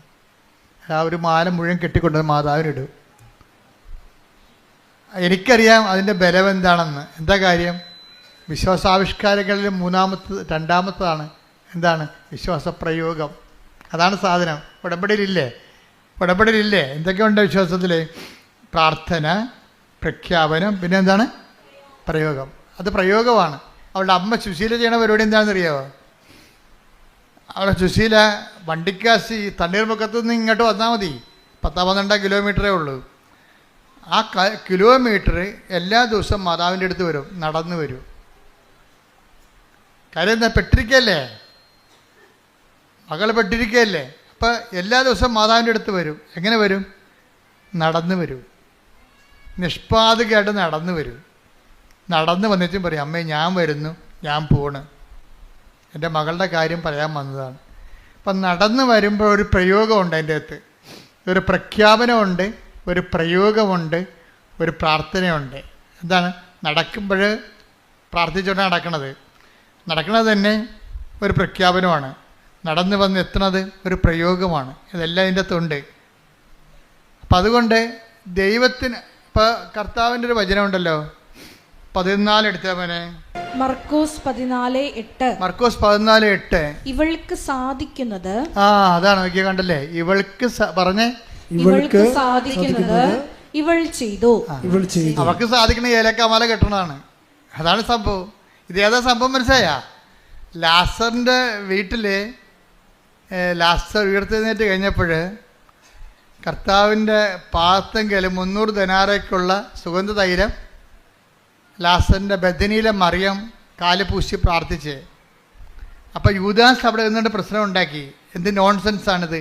അയാൾ യുക്തി ഉപയോഗിക്കുന്ന ആളാണ്. അയാൾക്ക് ഭക്തിയല്ല അയാൾ ഉപയോഗിക്കണത്, യുക്തിയാണ് ഉപയോഗിക്കണത്. അയാൾ ചോദിച്ചത് എന്താണിത്? നോൺസെൻസ് അല്ലേ ഇത്? ഇതുകൊണ്ട് ആൾക്കാർക്ക് വീട് വെച്ച് കൊടുക്കാൻ പറ്റത്തില്ലെന്ന് ചോദിച്ച്. നമുക്ക് ദൈവത്തിന് നമ്മൾ കൊടുക്കുന്നത് കൊണ്ട് വീട് വെച്ച് കൊടുത്തു കഴിഞ്ഞാൽ വീട്ടിൽ കിടന്ന് പൊറുക്കാൻ പറ്റത്തില്ല നമുക്ക്. മനസ്സിലായില്ലേ? രണ്ടും രണ്ട് വിഷയമാണ്. അതെന്താ വെച്ചാൽ ദൈവത്തിന് കൊടുക്കേണ്ടത് ദൈവത്തിന് കൊടുക്കണം, സീസറിന് കൊടുക്കേണ്ടത് മനുഷ്യന് കൊടുക്കണം. മനുഷ്യന് കൊടുക്കേണ്ട അടുത്ത് ദൈവത്തിന് കൊടുക്കരുത്, ദൈവത്തിന് കൊടുക്കേണ്ട അടുത്ത് മനുഷ്യനെയും കൊടുക്കരുത്. അതിനെ ബാലൻസ്ഡായിട്ടാണ് ഈശോ പറഞ്ഞിരിക്കുന്നത്. അവളെ സംബന്ധിച്ചിടത്തോളം ചെയ്യണം എന്താണ്? ഒരു ദിനാറയ്ക്ക് 300 ദിനാറ ഒരു വർഷത്തെ കൂലിയാണ്. കർത്താവിനുള്ള സ്നേഹം പ്രകടിപ്പിക്കാൻ വേണ്ടി അതിനൊരു കുപ്പി സുഗന്ധതൈലം മേടിച്ചിട്ട് കർത്താവിൻ്റെ 2 കാലിലും മുഴുവനും ഒഴിച്ചു കൊടുത്ത്, എന്നിട്ട് ആ കാല് ചുംബിച്ചു. അത് പ്രയോഗമാണ്, വിശ്വാസപ്രയോഗം. അവിശ്വാസം മൂത്തിട്ടുള്ള ഒരു സ്നേഹത്തിൻ്റെ ദൈവവുമായിട്ടുള്ള ബന്ധങ്ങളതാണ്. അത് പ്രയോഗമാണ്. അത് ശരിക്കും പറഞ്ഞാൽ ഇതുപോലെ ഇവളത് ചെയ്ത് കഴിഞ്ഞപ്പോൾ അമ്മ നടന്ന് വന്ന്, അവളുടെ അമ്മ തണ്ണീർമുക്കത്തിൽ നടന്ന് ഇവിടെ വന്നിട്ട് പറഞ്ഞ്, എൻ്റെ മകളുടെ കാര്യം പറയാതെ തന്നെ അമ്മക്കറിയാമല്ലോ, അമ്മയെ കാണാൻ ഞാൻ നടന്നു വന്നതാണ്. അന്ന് രാത്രി അമ്മ അവളോട് പറഞ്ഞു, നാളെ നിൻ്റെ മകളെ വിളിക്കണം, നിൻ്റെ മകളെ വിളിച്ചിട്ട് പറയണം തലയെ തുണിയിട്ടൊരു സ്ത്രീ ഓഫീസിൽ വരുന്നുണ്ടെന്ന്, അതോടെ പ്രശ്നം തീരുമെന്ന്. അതാണ് വിഷയം. പിറ്റേ ദിവസം അമ്മ പറഞ്ഞ പോലെ തന്നെ തലയെ തുണിയിട്ടൊരു മുസ്ലിം സ്ത്രീയാണ് അവിടെ വന്നിട്ട് അവർ ഓഫീസിൽ വന്നിട്ട് ഇവളുടെ രജിസ്റ്ററിൽ കേസ് ക്യാൻസൽ ചെയ്ത് അവിടെ റിലീവ്ഡായി പെട്ടെന്ന്. ഹല്ലേലൂയ, ഹല്ലേലൂയ, ഹല്ലേലൂയ. അപ്പോൾ എന്ത് ചെയ്യണം? ഒരു വിഷയത്തിന് എവിടെയാണ് അതിൻ്റെ കുറിഞ്ഞിരിക്കണത്, അവിടെ എന്ത് ചെയ്താൽ ശരിയാവുമെന്ന് ആർക്കറിയാം? അമ്മയ്ക്കറിയാം. അപ്പോൾ നമ്മൾ പറയും ചെയ്യേണ്ടതൊക്കെ ഞാൻ ചെയ്യിച്ചോളാം, നിങ്ങൾ ചെയ്യേണ്ട കാര്യം ഞാൻ പറഞ്ഞാൽ മതി, ഈശോയെ കൊണ്ട് ചെയ്യിക്കേണ്ട കാര്യമൊക്കെ ഞാൻ ചെയ്യിച്ചോളാം, നിങ്ങളെന്താ ചെയ്യേണ്ടത്? അവൻ പറഞ്ഞ പോലെ ചെയ്യുക. കൈയടിച്ച് കർത്താവ് സുഡാലി. ഹല്ലേലൂയ, ഹല്ലേലൂയ, ഹല്ലേലൂയ, ഹല്ലേലൂയ. മഹോത്സവം, മഹോത്സവം, ആരാധന, ആരാധന. ഹല്ലേലൂയ, ഹല്ലേലൂയ. യേശുവേ നന്ദി. ഉടനടി പരിഹാരമേകും ഉടമ്പടി പ്രാർത്ഥനയിൽ ഉടനടി പരിഹാരമേകും അവൻ പറയുന്നതും ചെയ്തിടുവിൻ ജീവിതം ധന്യമാം തീർന്നിടും. പരിശുദ്ധ പരമദിവ്യകാരുണ്യത്തിന് എന്നേരവും ആരാധനയും സ്തുതിയും പുകഴ്ചയും ഉണ്ടായിരിക്കട്ടെ. പരിശുദ്ധ പരമദിവ്യകാരുണ്യത്തിന് എന്നേരവും ആരാധനയും സ്തുതിയും പുകഴ്ചയും ഉണ്ടായിരിക്കട്ടെ.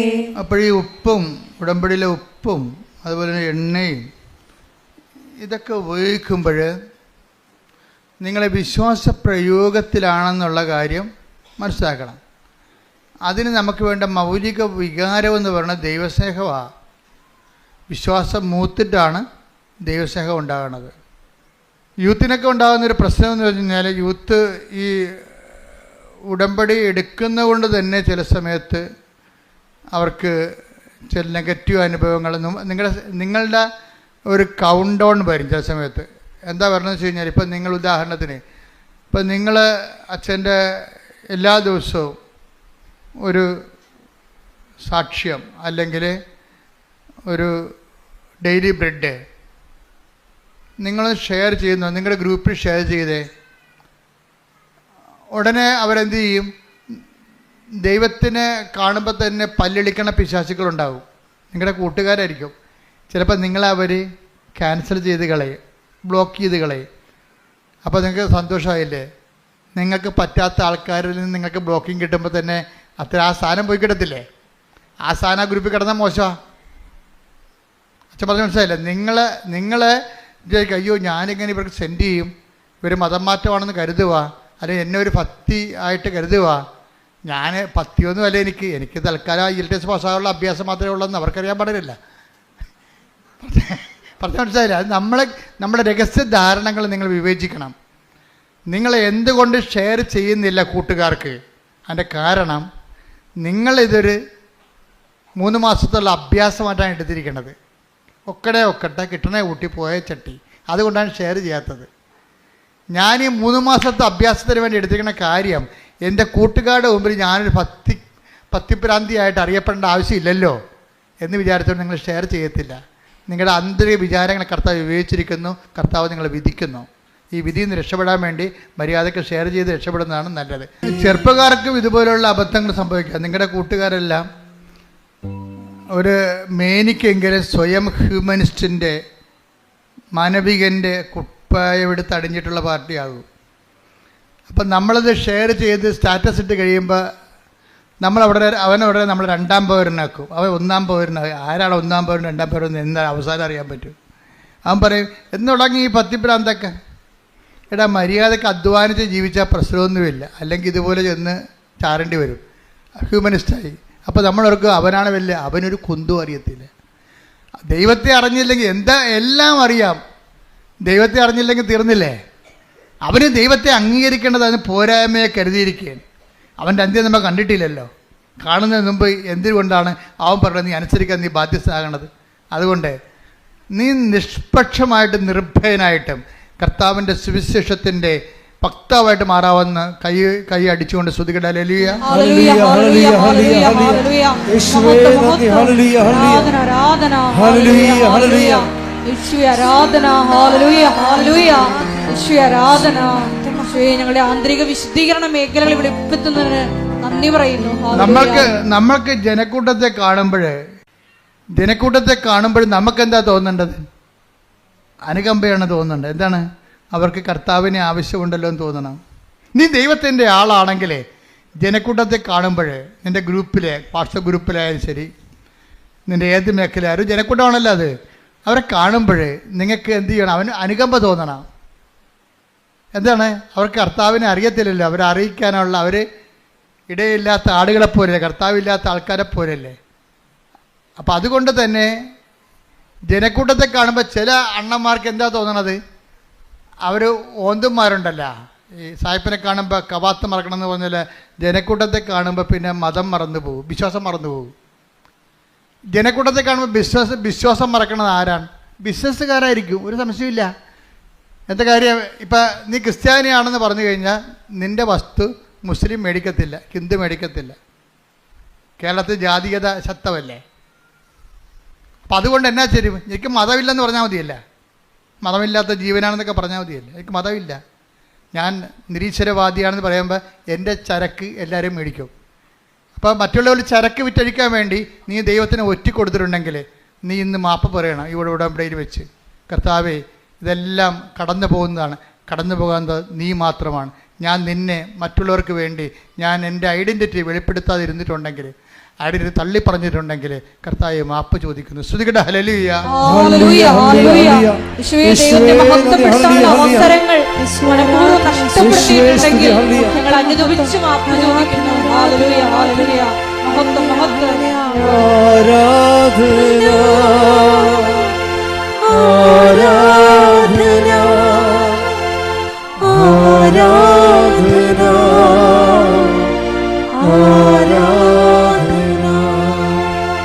ആരാധന ആരാധന ആരാധന ആരാധന ആരാധന.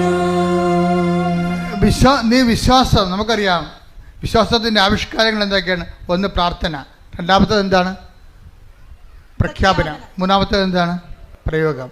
ഈ പ്രാർത്ഥന കഴിഞ്ഞിട്ട് ഈ പ്രഖ്യാപനം എന്ന് പറയുമ്പോൾ ഉള്ള വിഷയം വെച്ചാൽ, ഈ പ്രഖ്യാപനം ആദ്യം നടത്തേണ്ടത് എവിടെയാണെന്ന് അറിയാമോ? തെരുവീതിയിലല്ല, സ്വന്തം വീട്ടിലാണ് നടത്തേണ്ടത്. വിശ്വാസം പ്രഖ്യാപിക്കേണ്ടത് എവിടെയാണ്? ആദ്യം സ്വന്തം വീട്ടിലാണ് പ്രഖ്യാപിക്കേണ്ടത് ആദ്യം. കാര്യം വിശ്വാസത്തിനെതിരായിരിക്കും ഭർത്താവ്, അല്ലെങ്കിൽ ഭാര്യ, അല്ലെങ്കിൽ മകൻ, അല്ലെങ്കിൽ മകള്. അവളെ കേൾക്കും, അയ്യോ അവളെ കേൾക്കും, അവളെല്ലാം പറയും. അതുകൊണ്ട് ഞാൻ പ്രത്യക്ഷക്കാരനെ ചുണ്ടിൻ്റെ പേർക്ക് ചുണ്ടിൻ്റെ താഴെ പ്രത്യക്ഷ പ്രാർത്ഥനയുള്ള വിശ്വാസികളുണ്ട്. എന്താ കാര്യം? മകള് കേൾക്കും, അവൾക്ക് ഇഷ്ടപ്പെടത്തില്ലെന്ന്. അപ്പത്തേനും നിന്റെ കാര്യത്തിൽ തീരുമാനമായില്ലേ? അതാണ് ഈശോ പറഞ്ഞ 10:32 മനുഷ്യരുടെ മുമ്പിൽ ഏറ്റു പറയണമെന്ന്. അപ്പോൾ അവൾ കേട്ടാലും അവൻ കേട്ടാലും, അവന് പ്രാന്ത് കയറിയാലും പിശാച് കയറിയാലും ചാടിപ്പോയാലും നീ നിൻ്റെ വിശ്വാസം പ്രഖ്യാപിക്കണം. എവിടെയാണ്? ഒരുത്തൻ വിശ്വാസം പ്രഖ്യാപിക്കേണ്ടത് ആദ്യമായി അവൻ്റെ വീട്ടിൽ തന്നെയാണ്. ക്ലിയർ അല്ലേ? ക്ലിയർ അല്ലേ? ആ, എന്താ കാര്യം നീ ഇത് പറയാൻ കഴിയും? ജെയ്സി എന്നും പറഞ്ഞൊരു മോളെ ഈ ദിവസം സാക്ഷ്യം പറഞ്ഞു. അവളുടെ സാക്ഷ്യം എന്ന് പറയുന്നത്, അവളുടെ മകന് ഉടമ്പടിയിലൊന്നും വിശ്വാസമില്ല, ഉപ്പിലും വിശ്വാസമില്ല. ഇപ്പം എൻ്റെ പ്രശ്നം വെച്ചാൽ, പക്ഷേ അമ്മ ഇവൻ്റെ മകനെ സ്വിറ്റ്സർലൻഡിലാണ് അവൻ MBA പാസ്സായതാണ്. പക്ഷെ അവിടെ MBA പാസ്സായെന്ന് പറഞ്ഞാലും ഈ ഇൻറ്റേൺഷിപ്പിന് പോയി ഭയങ്കര പാടാണ്, ബുദ്ധിമുട്ടാണ്. ഇൻറ്റേൺഷിപ്പിന് പോണ മുമ്പ് അമ്മ പറഞ്ഞ്, എടാ നിനക്ക് ഇൻറ്റേൺഷിപ്പ് കിട്ടാൻ അവിടുത്തെ നാട്ടുകാർ തന്നെ ഉണ്ട്, നിന്നേക്കാൾ വലിയ എക്സ്പീരിയൻസ് ഉള്ള ആൾക്കാരും ക്വാളിറ്റി ഉള്ള ആൾക്കാരും ഉണ്ട്, അവരെടുക്കത്തുള്ളൂ, നമുക്ക് മെറിറ്റില്ല. അതുകൊണ്ട് നീ എന്ത് ചെയ്യണമെന്ന് പറയാം, ഈ ഉപ്പ് കൊണ്ടുപോയി ഇൻറ്റേൺഷിപ്പ് ഓഫീസിൽ ഇടണമെന്ന് പറഞ്ഞു, വിശ്വാസപ്രമാണം ചൊല്ലി. അപ്പോഴവൻ പറഞ്ഞു, ഞാൻ ഇടത്തില്ല. അയ്യോ ഇതൊക്കെ എങ്ങനെ, ഇതൊക്കെ ചെയ്താൽ വല്ല കാര്യം ശരിയാവുക, അവിടെയൊക്കെ ക്യാമറ ഉണ്ടെന്ന് പറഞ്ഞ്. അപ്പോൾ അമ്മ പറഞ്ഞു, ക്യാമറ ആയതുകൊണ്ട് സായിപ്പിനെ കാണുമ്പോൾ കവാത്ത് മറക്കണമെന്നൊക്കെ, ചില ആൾക്കാർ ക്യാമറ കാണുമ്പോൾ കവാത്ത് മറക്കുകയും. അവൻ പറഞ്ഞു, ഞാൻ നിൻ്റെ കൂടെ വരാമെന്ന് പറഞ്ഞു. നീ ചെയ്യേണ്ട, ഞാൻ ചെയ്തോളാം എന്ന് പറഞ്ഞു. നിന്നെ അവിടെ ഇടിപ്പിക്കണ കാര്യമാണ്. ഇൻറ്റേൺഷിപ്പ് ഓഫീസിൽ പോയി അമ്മ കൊണ്ട് അവൻ നിൽക്കുമ്പോൾ അവിടെ ഉപ്പിട്ടിട്ട് വിശ്വാസപ്രമാണം ചൊല്ലി, മാതാവേ ഞങ്ങൾക്ക് കഴിവില്ല, ഞങ്ങൾക്ക് മെറിറ്റില്ല, ഇത് നോട്ട് ബൈ മെറിറ്റാണ് വർക്ക് ചെയ്യേണ്ടത്, ഉടമ്പടി അതിനുവേണ്ടി ഞാൻ ഉടമ്പടി ചെയ്തിരിക്കണം, അതുകൊണ്ട് ഈ മകനെ ഇവിടെ ഇൻറ്റേൺഷിപ്പിൽ എടുക്കണമെന്ന് പറഞ്ഞു, എക്സ്പീരിയൻസിന്. പല നാട്ടുകാർക്ക് സീറ്റില്ല, അവന് സീറ്റ് കിട്ടി. അത് കഴിഞ്ഞപ്പോൾ പിന്നെ ആ കമ്പനി, വേറൊരു കമ്പനി അവനെ ജോലിക്ക് വിളിച്ചപ്പോൾ അമ്മ പറഞ്ഞേ, എടാ മകനെ ഉടമ്പടി ഉപ്പുണ്ട്, നമുക്കൊണ്ട് ഇടാമെന്ന് പറഞ്ഞ്. അപ്പോൾ അമ്മ പറഞ്ഞു, അമ്മ അതൊക്കെ ശരിയാകുക, അവിടെയൊക്കെ ഒത്തിരി ആൾക്കാരൊക്കെ ഉള്ളതാണ്. അപ്പോൾ നമ്മൾ രാത്രി ഓഫീസിൽ പോകാം, രാത്രി ഓഫീസ്. അമ്മയുമായിട്ട് ഈ മകൻ്റെ കൂടെ അമ്മ രാത്രി ഓഫീസിൽ പോയിരിക്കുക. എന്നിട്ട് രാത്രി ഓഫീസിൽ പോയി അവിടെ നിന്ന് വിശ്വാസപ്രമാണം ചൊല്ലിയിട്ട് അവിടെ ഉപ്പിട്ടിട്ട് പോകുന്നു. പ്രഖ്യാപനമാണ്, വിശ്വാസ പ്രഖ്യാപനം. അപ്പോൾ നമുക്കൊരവസരം കിട്ടുമ്പോഴെന്നെ സംബന്ധിച്ചിടത്തോളം നമ്മൾ ദൈവത്തിന് തോന്നണം, നമ്മൾ ഏത് കാലാവസ്ഥയിലും കർത്താവിനെ തള്ളിപ്പറയത്തില്ല.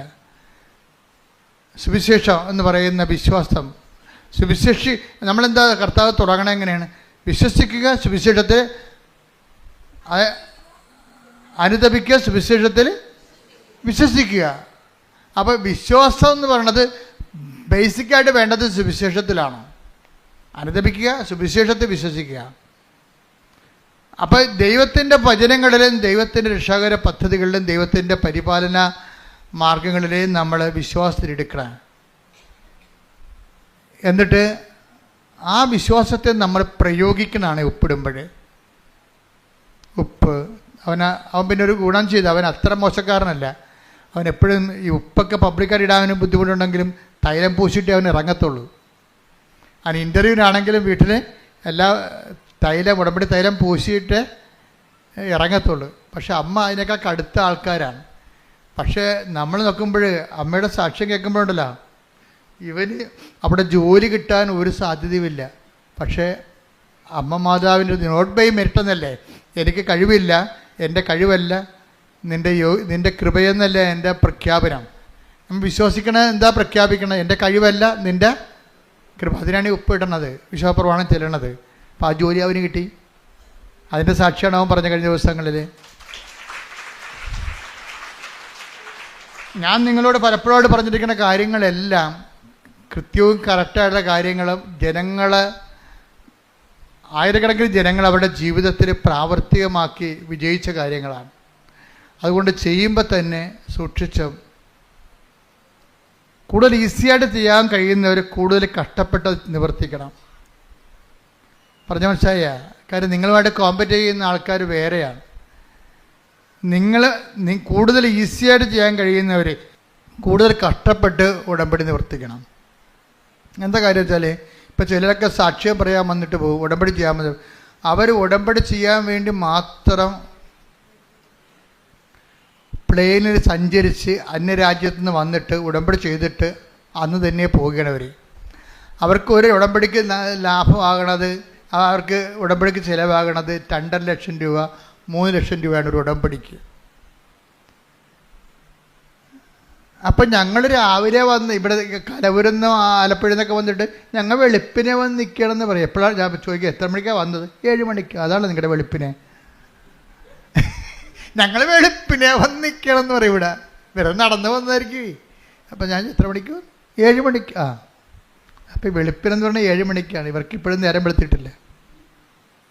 അപ്പം അതുകൊണ്ട് കൂടുതൽ ഈസിയായിട്ട് വരുന്ന ആൾക്കാർ കൂടുതൽ അതിൻ്റെ അകത്ത് കഷ്ടപ്പെട്ട് ഇൻവെസ്റ്റ് ചെയ്യുമ്പോൾ ദൈവത്തിന് മനസ്സിലാകും ഇത് സത്യസന്ധമായ കാര്യമാണെന്ന്. പറഞ്ഞ മനസ്സിലായില്ലേ? ഇത് ഏറ്റവും വലിയ പ്രശ്നമേ. എനിക്ക് ഇപ്പോൾ ഇത്രയും നാൾ ലക്ഷക്കണക്കിന് മനുഷ്യർ ഉടമ്പടി എടുത്തപ്പോൾ എൻ്റെ മനസ്സിൽ പരിശുദ്ധാത്മ പറയണത്, ഇതിൻ്റെ ഏറ്റവും വലിയ കുഴപ്പം പിടിച്ച സംഭവം എന്താണെന്ന് അറിയാമോ? ദൈവത്തിനെ ഒന്ന് വിശ്വസിപ്പിച്ചെടുക്കുകയാണ്. ഞാൻ എടുത്തിരിക്കുന്ന സത്യസന്ധമായ ഉടമ്പടിയാണെന്ന് ദൈവത്തിനെ ഒന്ന് വിശ്വസിപ്പിച്ചെടുക്കാൻ വലിയ പാടാണ്. നമ്മൾ എടുത്തിരിക്കുന്ന ഉടമ്പടി, നിങ്ങളുടെ റിസ്ക് എന്ന് പറഞ്ഞാൽ എന്താണ്? ഉടമ്പടിയിലുള്ള റിസ്ക് ഫാക്ടർ എന്താണ്? ഈ നിങ്ങൾ എടുത്തിരിക്കുന്ന ഉടമ്പടി സത്യസന്ധമാണെന്ന് ദൈവത്തിനെ വിശ്വസിപ്പിച്ചെടുക്കണതാണ് പാട്. അത് ഇത്തിരി സമയമെടുക്കും. അത് നിങ്ങളുടെ ഓരോ കാര്യങ്ങളിലൂടെ നമ്മൾ സീരിയസ് ആണ് ഈ വിഷയത്തിൽ, സിൻസിയറാണെന്ന് ദൈവത്തിനെ നമ്മൾ വിശ്വസിപ്പിച്ചെടുക്കണം. അത് ഓരോ ദിവസത്തെയും ഉടമ്പടിയുടെ വെല്ലുവിളിയാണിത്. എന്താണ്? എൻ്റെ ഉടമ്പടി കർത്താവിനെ കൊണ്ട് കൺകർ ചെയ്യിക്കണം. My covenant must be conquered by Jesus. അത് ദിവസങ്ങളും ഉയർത്തണ വെല്ലുവിളിയാണ്. നമ്മുടെ മുമ്പിൽ ഓരോ ദിവസവും ഉയർത്തണ വെല്ലുവിളിയാണ് നമ്മളെടുത്തിരിക്കുന്ന ഉടമ്പടിയെ കൊണ്ട് ദൈവത്തെ കൊണ്ട് അംഗീകരിപ്പിച്ചെടുക്കുക എന്നുള്ളത്. ആ സത്യസന്ധമായ ഉടമ്പടിയാണെന്ന്. അത് അഭ്യാസം കാണിക്കാൻ ചെയ്തതല്ല, ദൈവത്തോടുള്ള സ്നേഹത്താൽ വിശ്വസിച്ച് ഇത് അവസാനത്തെ തിരഞ്ഞെടുപ്പാണെന്നുള്ള ബോധ്യത്തിലാണ് എൻ്റെ മക്കൾ ചെയ്യണമെന്നുണ്ടെങ്കിൽ പെട്ടെന്ന് ഇത് ഫയറാകണത്. അതുകൊണ്ട് അറിഞ്ഞ് ആണ് ഇതിൻ്റെ അകത്ത് ഇൻവെസ്റ്റ് ചെയ്യേണ്ടത്. ശ്രുതികടെ ഹല്ലേലൂയ, ഹല്ലേലൂയ, ഹല്ലേലൂയ, ഹല്ലേലൂയ, ഹല്ലേലൂയ, ഹല്ലേലൂയ, മഹത്വം, ഹല്ലേലൂയ, ആരാധന, ഹല്ലേലൂയ, ഹല്ലേലൂയ, ഈശോയെ ആരാധന, ആരാധന, ആരാധന, ആരാധന, ഈശോയെ നന്ദി, മഹത്വം, മഹത്വം, മഹത്വം, ഹല്ലേലൂയ. ആരാധന, ആരാധന.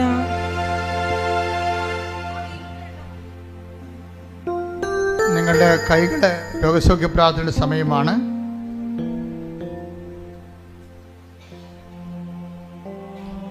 രോഗസൗഖ്യ പ്രാർത്ഥനയുടെ സമയമാണ്.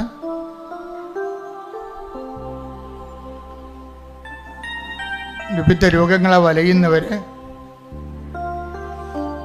രോഗാതുരമായ സ്ഥാനങ്ങളിലെ വലത് കൈ വെച്ചുകൊണ്ട് മരുന്നോ ലേപനമോ അല്ല, മരുന്നിനും ലേപനത്തിനും സുഖപ്പെടുത്താൻ കഴിയുന്നതിന് ഉള്ള പരിധി നീ തന്നെ നിൻ്റെ ജീവിതത്തിൽ അനുഭവിച്ചറിഞ്ഞതാണ് എന്നുള്ള ബോധ്യത്തോടു കൂടി എവിടെയാണ് വേദന, എവിടെയാണ് ഭാരം, വർഷങ്ങളായി ആയിരക്കണക്കിന് മനുഷ്യർ സൗഖ്യപ്പെട്ട ഈ വേദിയിൽ മാതാവ് നിൻ്റെ കൈകളെ ഇരിക്കുന്ന സ്ഥലത്ത് അമ്മയുടെ കൈകൾ വെച്ചുകൊണ്ട് നിൻ്റെ സൗഖ്യത്തിനായി പ്രാർത്ഥിക്കുന്ന സമയമാണ്. ഞാനും എൻ്റെ സ്വരവും ഒക്കെ ഒരു ദൈവത്തിൻ്റെ ഒരു മീഡിയമായിട്ട് മാത്രം നിൽക്കുന്നതാണ്. കൃപാസനത്തിൽ ജീവനോടെ പ്രത്യക്ഷപ്പെട്ട അമ്മ തന്നെയാണ്. നിങ്ങൾ കൈവെക്കുമ്പോൾ ആ കൈവെക്കുന്നിടത്ത് അമ്മയുടെ കൈകൾ വെക്കുന്നുണ്ടെന്ന ബോധ്യം ഉണ്ടാകണം. എവിടെയാണ് രോഗം? മുതുകിന് രോഗമുള്ളവരുണ്ട്, സ്പോണ്ടിലോസിസ് രോഗമുള്ളവരുണ്ട്, കഴുത്തിന് രോഗമുള്ളവരുണ്ട്, ഉദരത്തിന് രോഗമുള്ളവരുണ്ട്, കരടിന് രോഗമുള്ളവരുണ്ട്, ഹൃദയത്തിന് രോഗമുള്ളവരുണ്ട്, ശിരസിന് രോഗമുള്ളവരുണ്ട്, സർവാംഗം രോഗമുള്ളവരുണ്ട്. അവിടെ എല്ലാ ഇടങ്ങളിലും കൈകൾ വെച്ചുകൊണ്ട് ഇട്ടുമുഴക്കം പോലെ ശ്രദ്ധിക്കട്ടെ, സൗഖ്യത്തിനായി ശ്രദ്ധിക്കട്ടെ. ഹല്ലേലൂയ, ഹല്ലേലൂയ, ഹല്ലേലൂയ. മഹത്വം, മഹത്വം. എല്ലാ രോഗങ്ങളും സുഖപ്പെട്ടുകൊണ്ട് ഈ ആരാധനയിലൂടെ അങ്ങയുടെ നാമത്തെ വീണ്ടും വീണ്ടും മഹത്വപ്പെടുത്തണമേ. ഹല്ലേലൂയ, ഹല്ലേലൂയ, ഹല്ലേലൂയ. കർത്താവിന്റെ ഉന്നതമായ നാമത്തിന് സ്വന്തം ചെയ്യുന്ന കർത്താവിന്റെ വിശുദ്ധ പൗരോഹിത്യത്തെ മഹത്വപ്പെടുത്തണമേ. കർത്താവ് സഭയിലുള്ള സാന്നിധ്യം പ്രകടമാക്കണമേ. അമ്മേ, പരിശുദ്ധ അമ്മേ, ദേവമാതാവേ, എല്ലാ മക്കൾക്കും വേണ്ടി മധ്യസ്ഥം വഹിക്കണമേ. ഉച്ച മുതൽ ഉള്ളംകാൽ വരെ അങ്ങയുടെ വിശുദ്ധമായ രക്തത്താൽ കഴുകണമെന്ന് പ്രാർത്ഥിക്കുന്ന കോശങ്ങളിലെ രക്തധമനികളിൽ കർത്താവിൻ്റെ രക്തം പടരട്ടെ. കോശങ്ങളിലെ രക്തധമനികളിൽ സിസ്റ്റുള്ള ഇടങ്ങളിൽ, അതുപോലെ തന്നെ പിസ്റ്റുലുള്ള ഇടങ്ങളിൽ, പിസിഒടി ഉള്ള ഇടങ്ങളിൽ, മുഴകളുള്ള ഇടങ്ങളിൽ കർത്താവിൻ്റെ രക്തം പടരട്ടെ. രക്തം കട്ടപിടിച്ച അവസ്ഥകളെ യേശു ക്രിസ്തു നാമത്തിൽ മെൽട്ടായി പോകട്ടെ. മക്കളില്ലാത്തവർ, ബോധം മറഞ്ഞവരെ, തളർന്ന് കിടക്കുന്നവരെ, രോഗി മരുന്ന് ഏൽക്കാത്തവർ, കിടപ്പിലായിപ്പോയിട്ടുള്ളവർ, ഭക്ഷണം കഴിക്കാൻ പറ്റാത്തവർ, വെള്ളം കുടിക്കാൻ പറ്റാത്തവർ, മൂത്രമറിയാതെ പോകുന്നവർ, രക്തമൊഴുകാതെ പോകുന്നവർ, സ്രാവങ്ങളുള്ളവർ, ചെവിന്ന് പഴുപ്പ് വരുന്നവർ, നിർത്താത്ത മൂക്കൊലിപ്പുള്ളവർ, ഉച്ച മുതൽ ഉള്ളംകാൽ വരെ കർത്താവിൻ്റെ വിശുദ്ധമായ രക്തത്താൽ കഴുകപ്പെടട്ടെ. മാരകരോഗങ്ങള്, തീരാവേദികള്, നടുവേദനകള്, കിഡ്നി വേദനകള്, സ്പോണ്ടിലോസിസ് അസുഖങ്ങള്, വളഞ്ഞ നടുവെല്ലുകള്, തുളലുകള്, കുഴഞ്ഞ അസ്ഥികള്, ഓപ്പറേഷന് ശേഷം റോഡുകള് അകത്തായി പോയവര്, ഇനി ഓപ്പറേഷൻ ചെയ്യാൻ പറ്റുകയില്ലെന്ന് പറഞ്ഞവര്, സിസേറിയൻ കാരണം ഇനി മക്കൾ ഉണ്ടാവത്തില്ലെന്ന് പറഞ്ഞവര്, മക്കളില്ലാത്ത ദമ്പതികള്, യേശുവിന്റെ നാമത്തില്, ഓട്ടിസം രോഗികള്, ഹൈപ്പർ ആക്ടിവിറ്റി കുഞ്ഞുങ്ങള്, മക്കൾ ഇല്ലാത്തവര്, പഠിക്കാൻ പറ്റാത്തവര്, വീട്ടിൽ കലഹം ഉണ്ടാക്കുന്നവര്, മദ്യപാനാസക്തികള്, മനോരോഗികള്, എപ്പിലെപ്സി രോഗികള്, അപസ്മാ രോഗങ്ങള്, വിട്ടുമാറാത്ത പനികള്, രോഗങ്ങള്, പീഡകള്, ആദികള്, വ്യാധികള്, അസമാധാനങ്ങള് യേശുവിന്റെ നാമത്തില് മാറിപ്പോകട്ടെ. ശ്രദ്ധിക്കട്ടെ.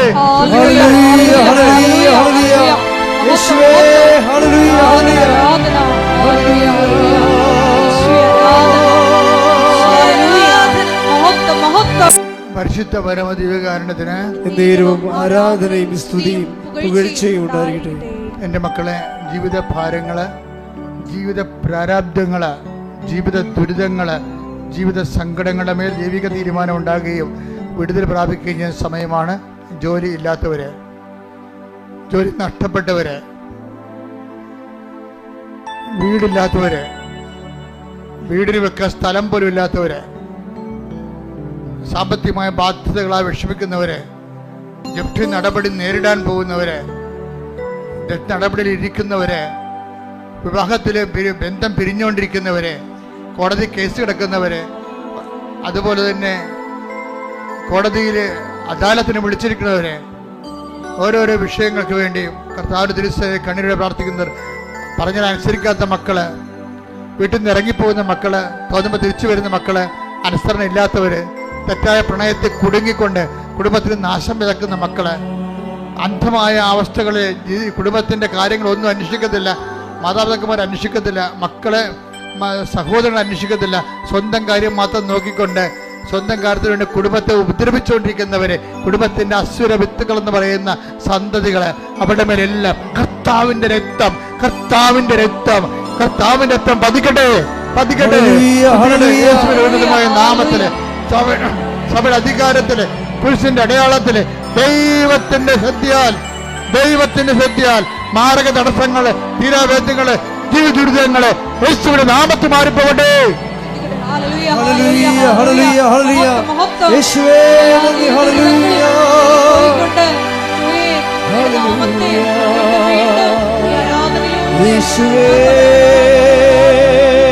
സമാപന ആശീർവാദമാണ്. കൈകുപ്പി കർത്താവിനോട് സ്വകാര്യമായി പറയാനുള്ള കാര്യങ്ങൾ ഇപ്പോൾ മൗനമായി പറയുക. കർത്താവിനോട് സ്വകാര്യമായി പറയാനുള്ള കാര്യങ്ങൾ ഇപ്പോൾ മൗനമായി പറയുക. ആശീർവാദത്തിൻ്റെ സമയമാണ്. സാക്ഷ്യം പറയാൻ സാധിക്കും ഈ വിഷയത്തിന് വേണ്ടി.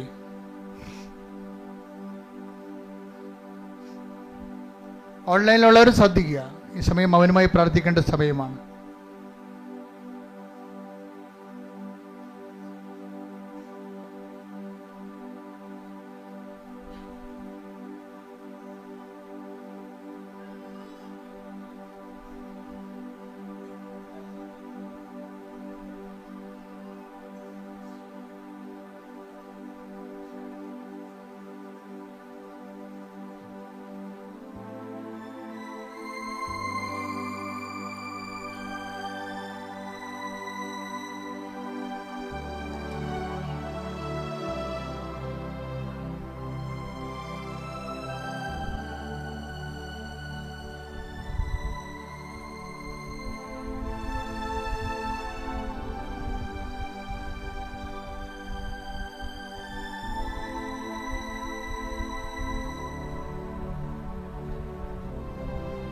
ഒരിക്കൽ കൂടി മരിയൻ ഉടമ്പടിയിൽ സമർപ്പിച്ചിരിക്കുന്ന എല്ലാ വിഷയങ്ങളും ദൈവമാതാവിൻ്റെ മധ്യസ്ഥതയിൽ ദിവ്യകാരുണ്യ സന്നിധിയിൽ സമർപ്പിച്ച് നമുക്കൊരു നിമിഷം മൗനമായിട്ട് പ്രാർത്ഥിക്കാം. ഈശോയെ, നീ എൻ്റെ രാജ്യം സ്വന്തമാക്കുവാൻ ഞങ്ങൾക്കുള്ളതെല്ലാം സന്തോഷത്തോടെ പോയി വിറ്റ്, അഥവാ സുവിശേഷ വചന പ്രകാരം ഞങ്ങളെ തന്നെ പരിത്യജിച്ച് നീയാകുന്ന സന്തോഷത്തിലേക്ക് വരുവാൻ ഈശോയെ ആരാധനയിലൂടെ ഞങ്ങളെ അഭിഷേകം ചെയ്യണമേ എന്ന് പ്രത്യേകമായി പ്രാർത്ഥിക്കുന്നു. ഈശോയെ, സത്യഹൃദയത്തോടെ നിന്റെ കൃപയുടെ സിംഹാസനത്തെ സമീപിക്കുവാൻ, ഏറ്റവും ശുദ്ധമായ മനസ്സോടുകൂടി ഉടമ്പടിയെ പുൽകുവാൻ, ആന്തരികമായ വിശുദ്ധീകരണം ഈശോയെ ഞങ്ങളുടെ ഓരോ മേഖലകളിലും നൽകണമേ എന്ന് പ്രാർത്ഥിച്ചുകൊണ്ട് ശിരസ് നമിച്ച് നമുക്ക് ദിവ്യകാരുണ്യനാഥന്റെ ആശീർവാദം സ്വീകരിക്കാം.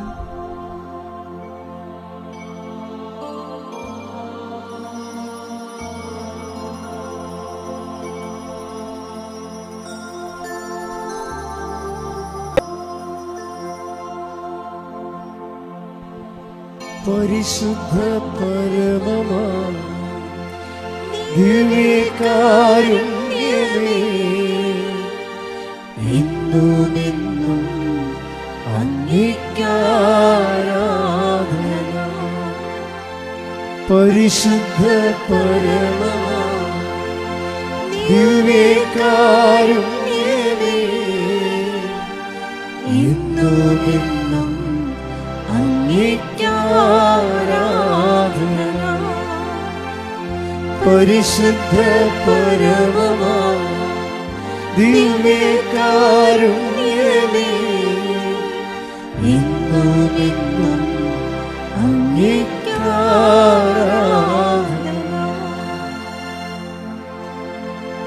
ഇടക്കിടക്ക് അച്ഛൻ ധ്യാനത്തിലൂടെ ഓരോ കാര്യങ്ങൾ ഓർപ്പിക്കുന്നത്, ഞാൻ ഓർപ്പിക്കുന്നതിനേക്കാളുപരി ആ ആഴ്ചയിൽ കർത്താവ് നമ്മളെ ഓർപ്പിച്ച കാര്യങ്ങളെയാണ് ഞാൻ നിങ്ങളോട് ഷെയർ ചെയ്യണത്.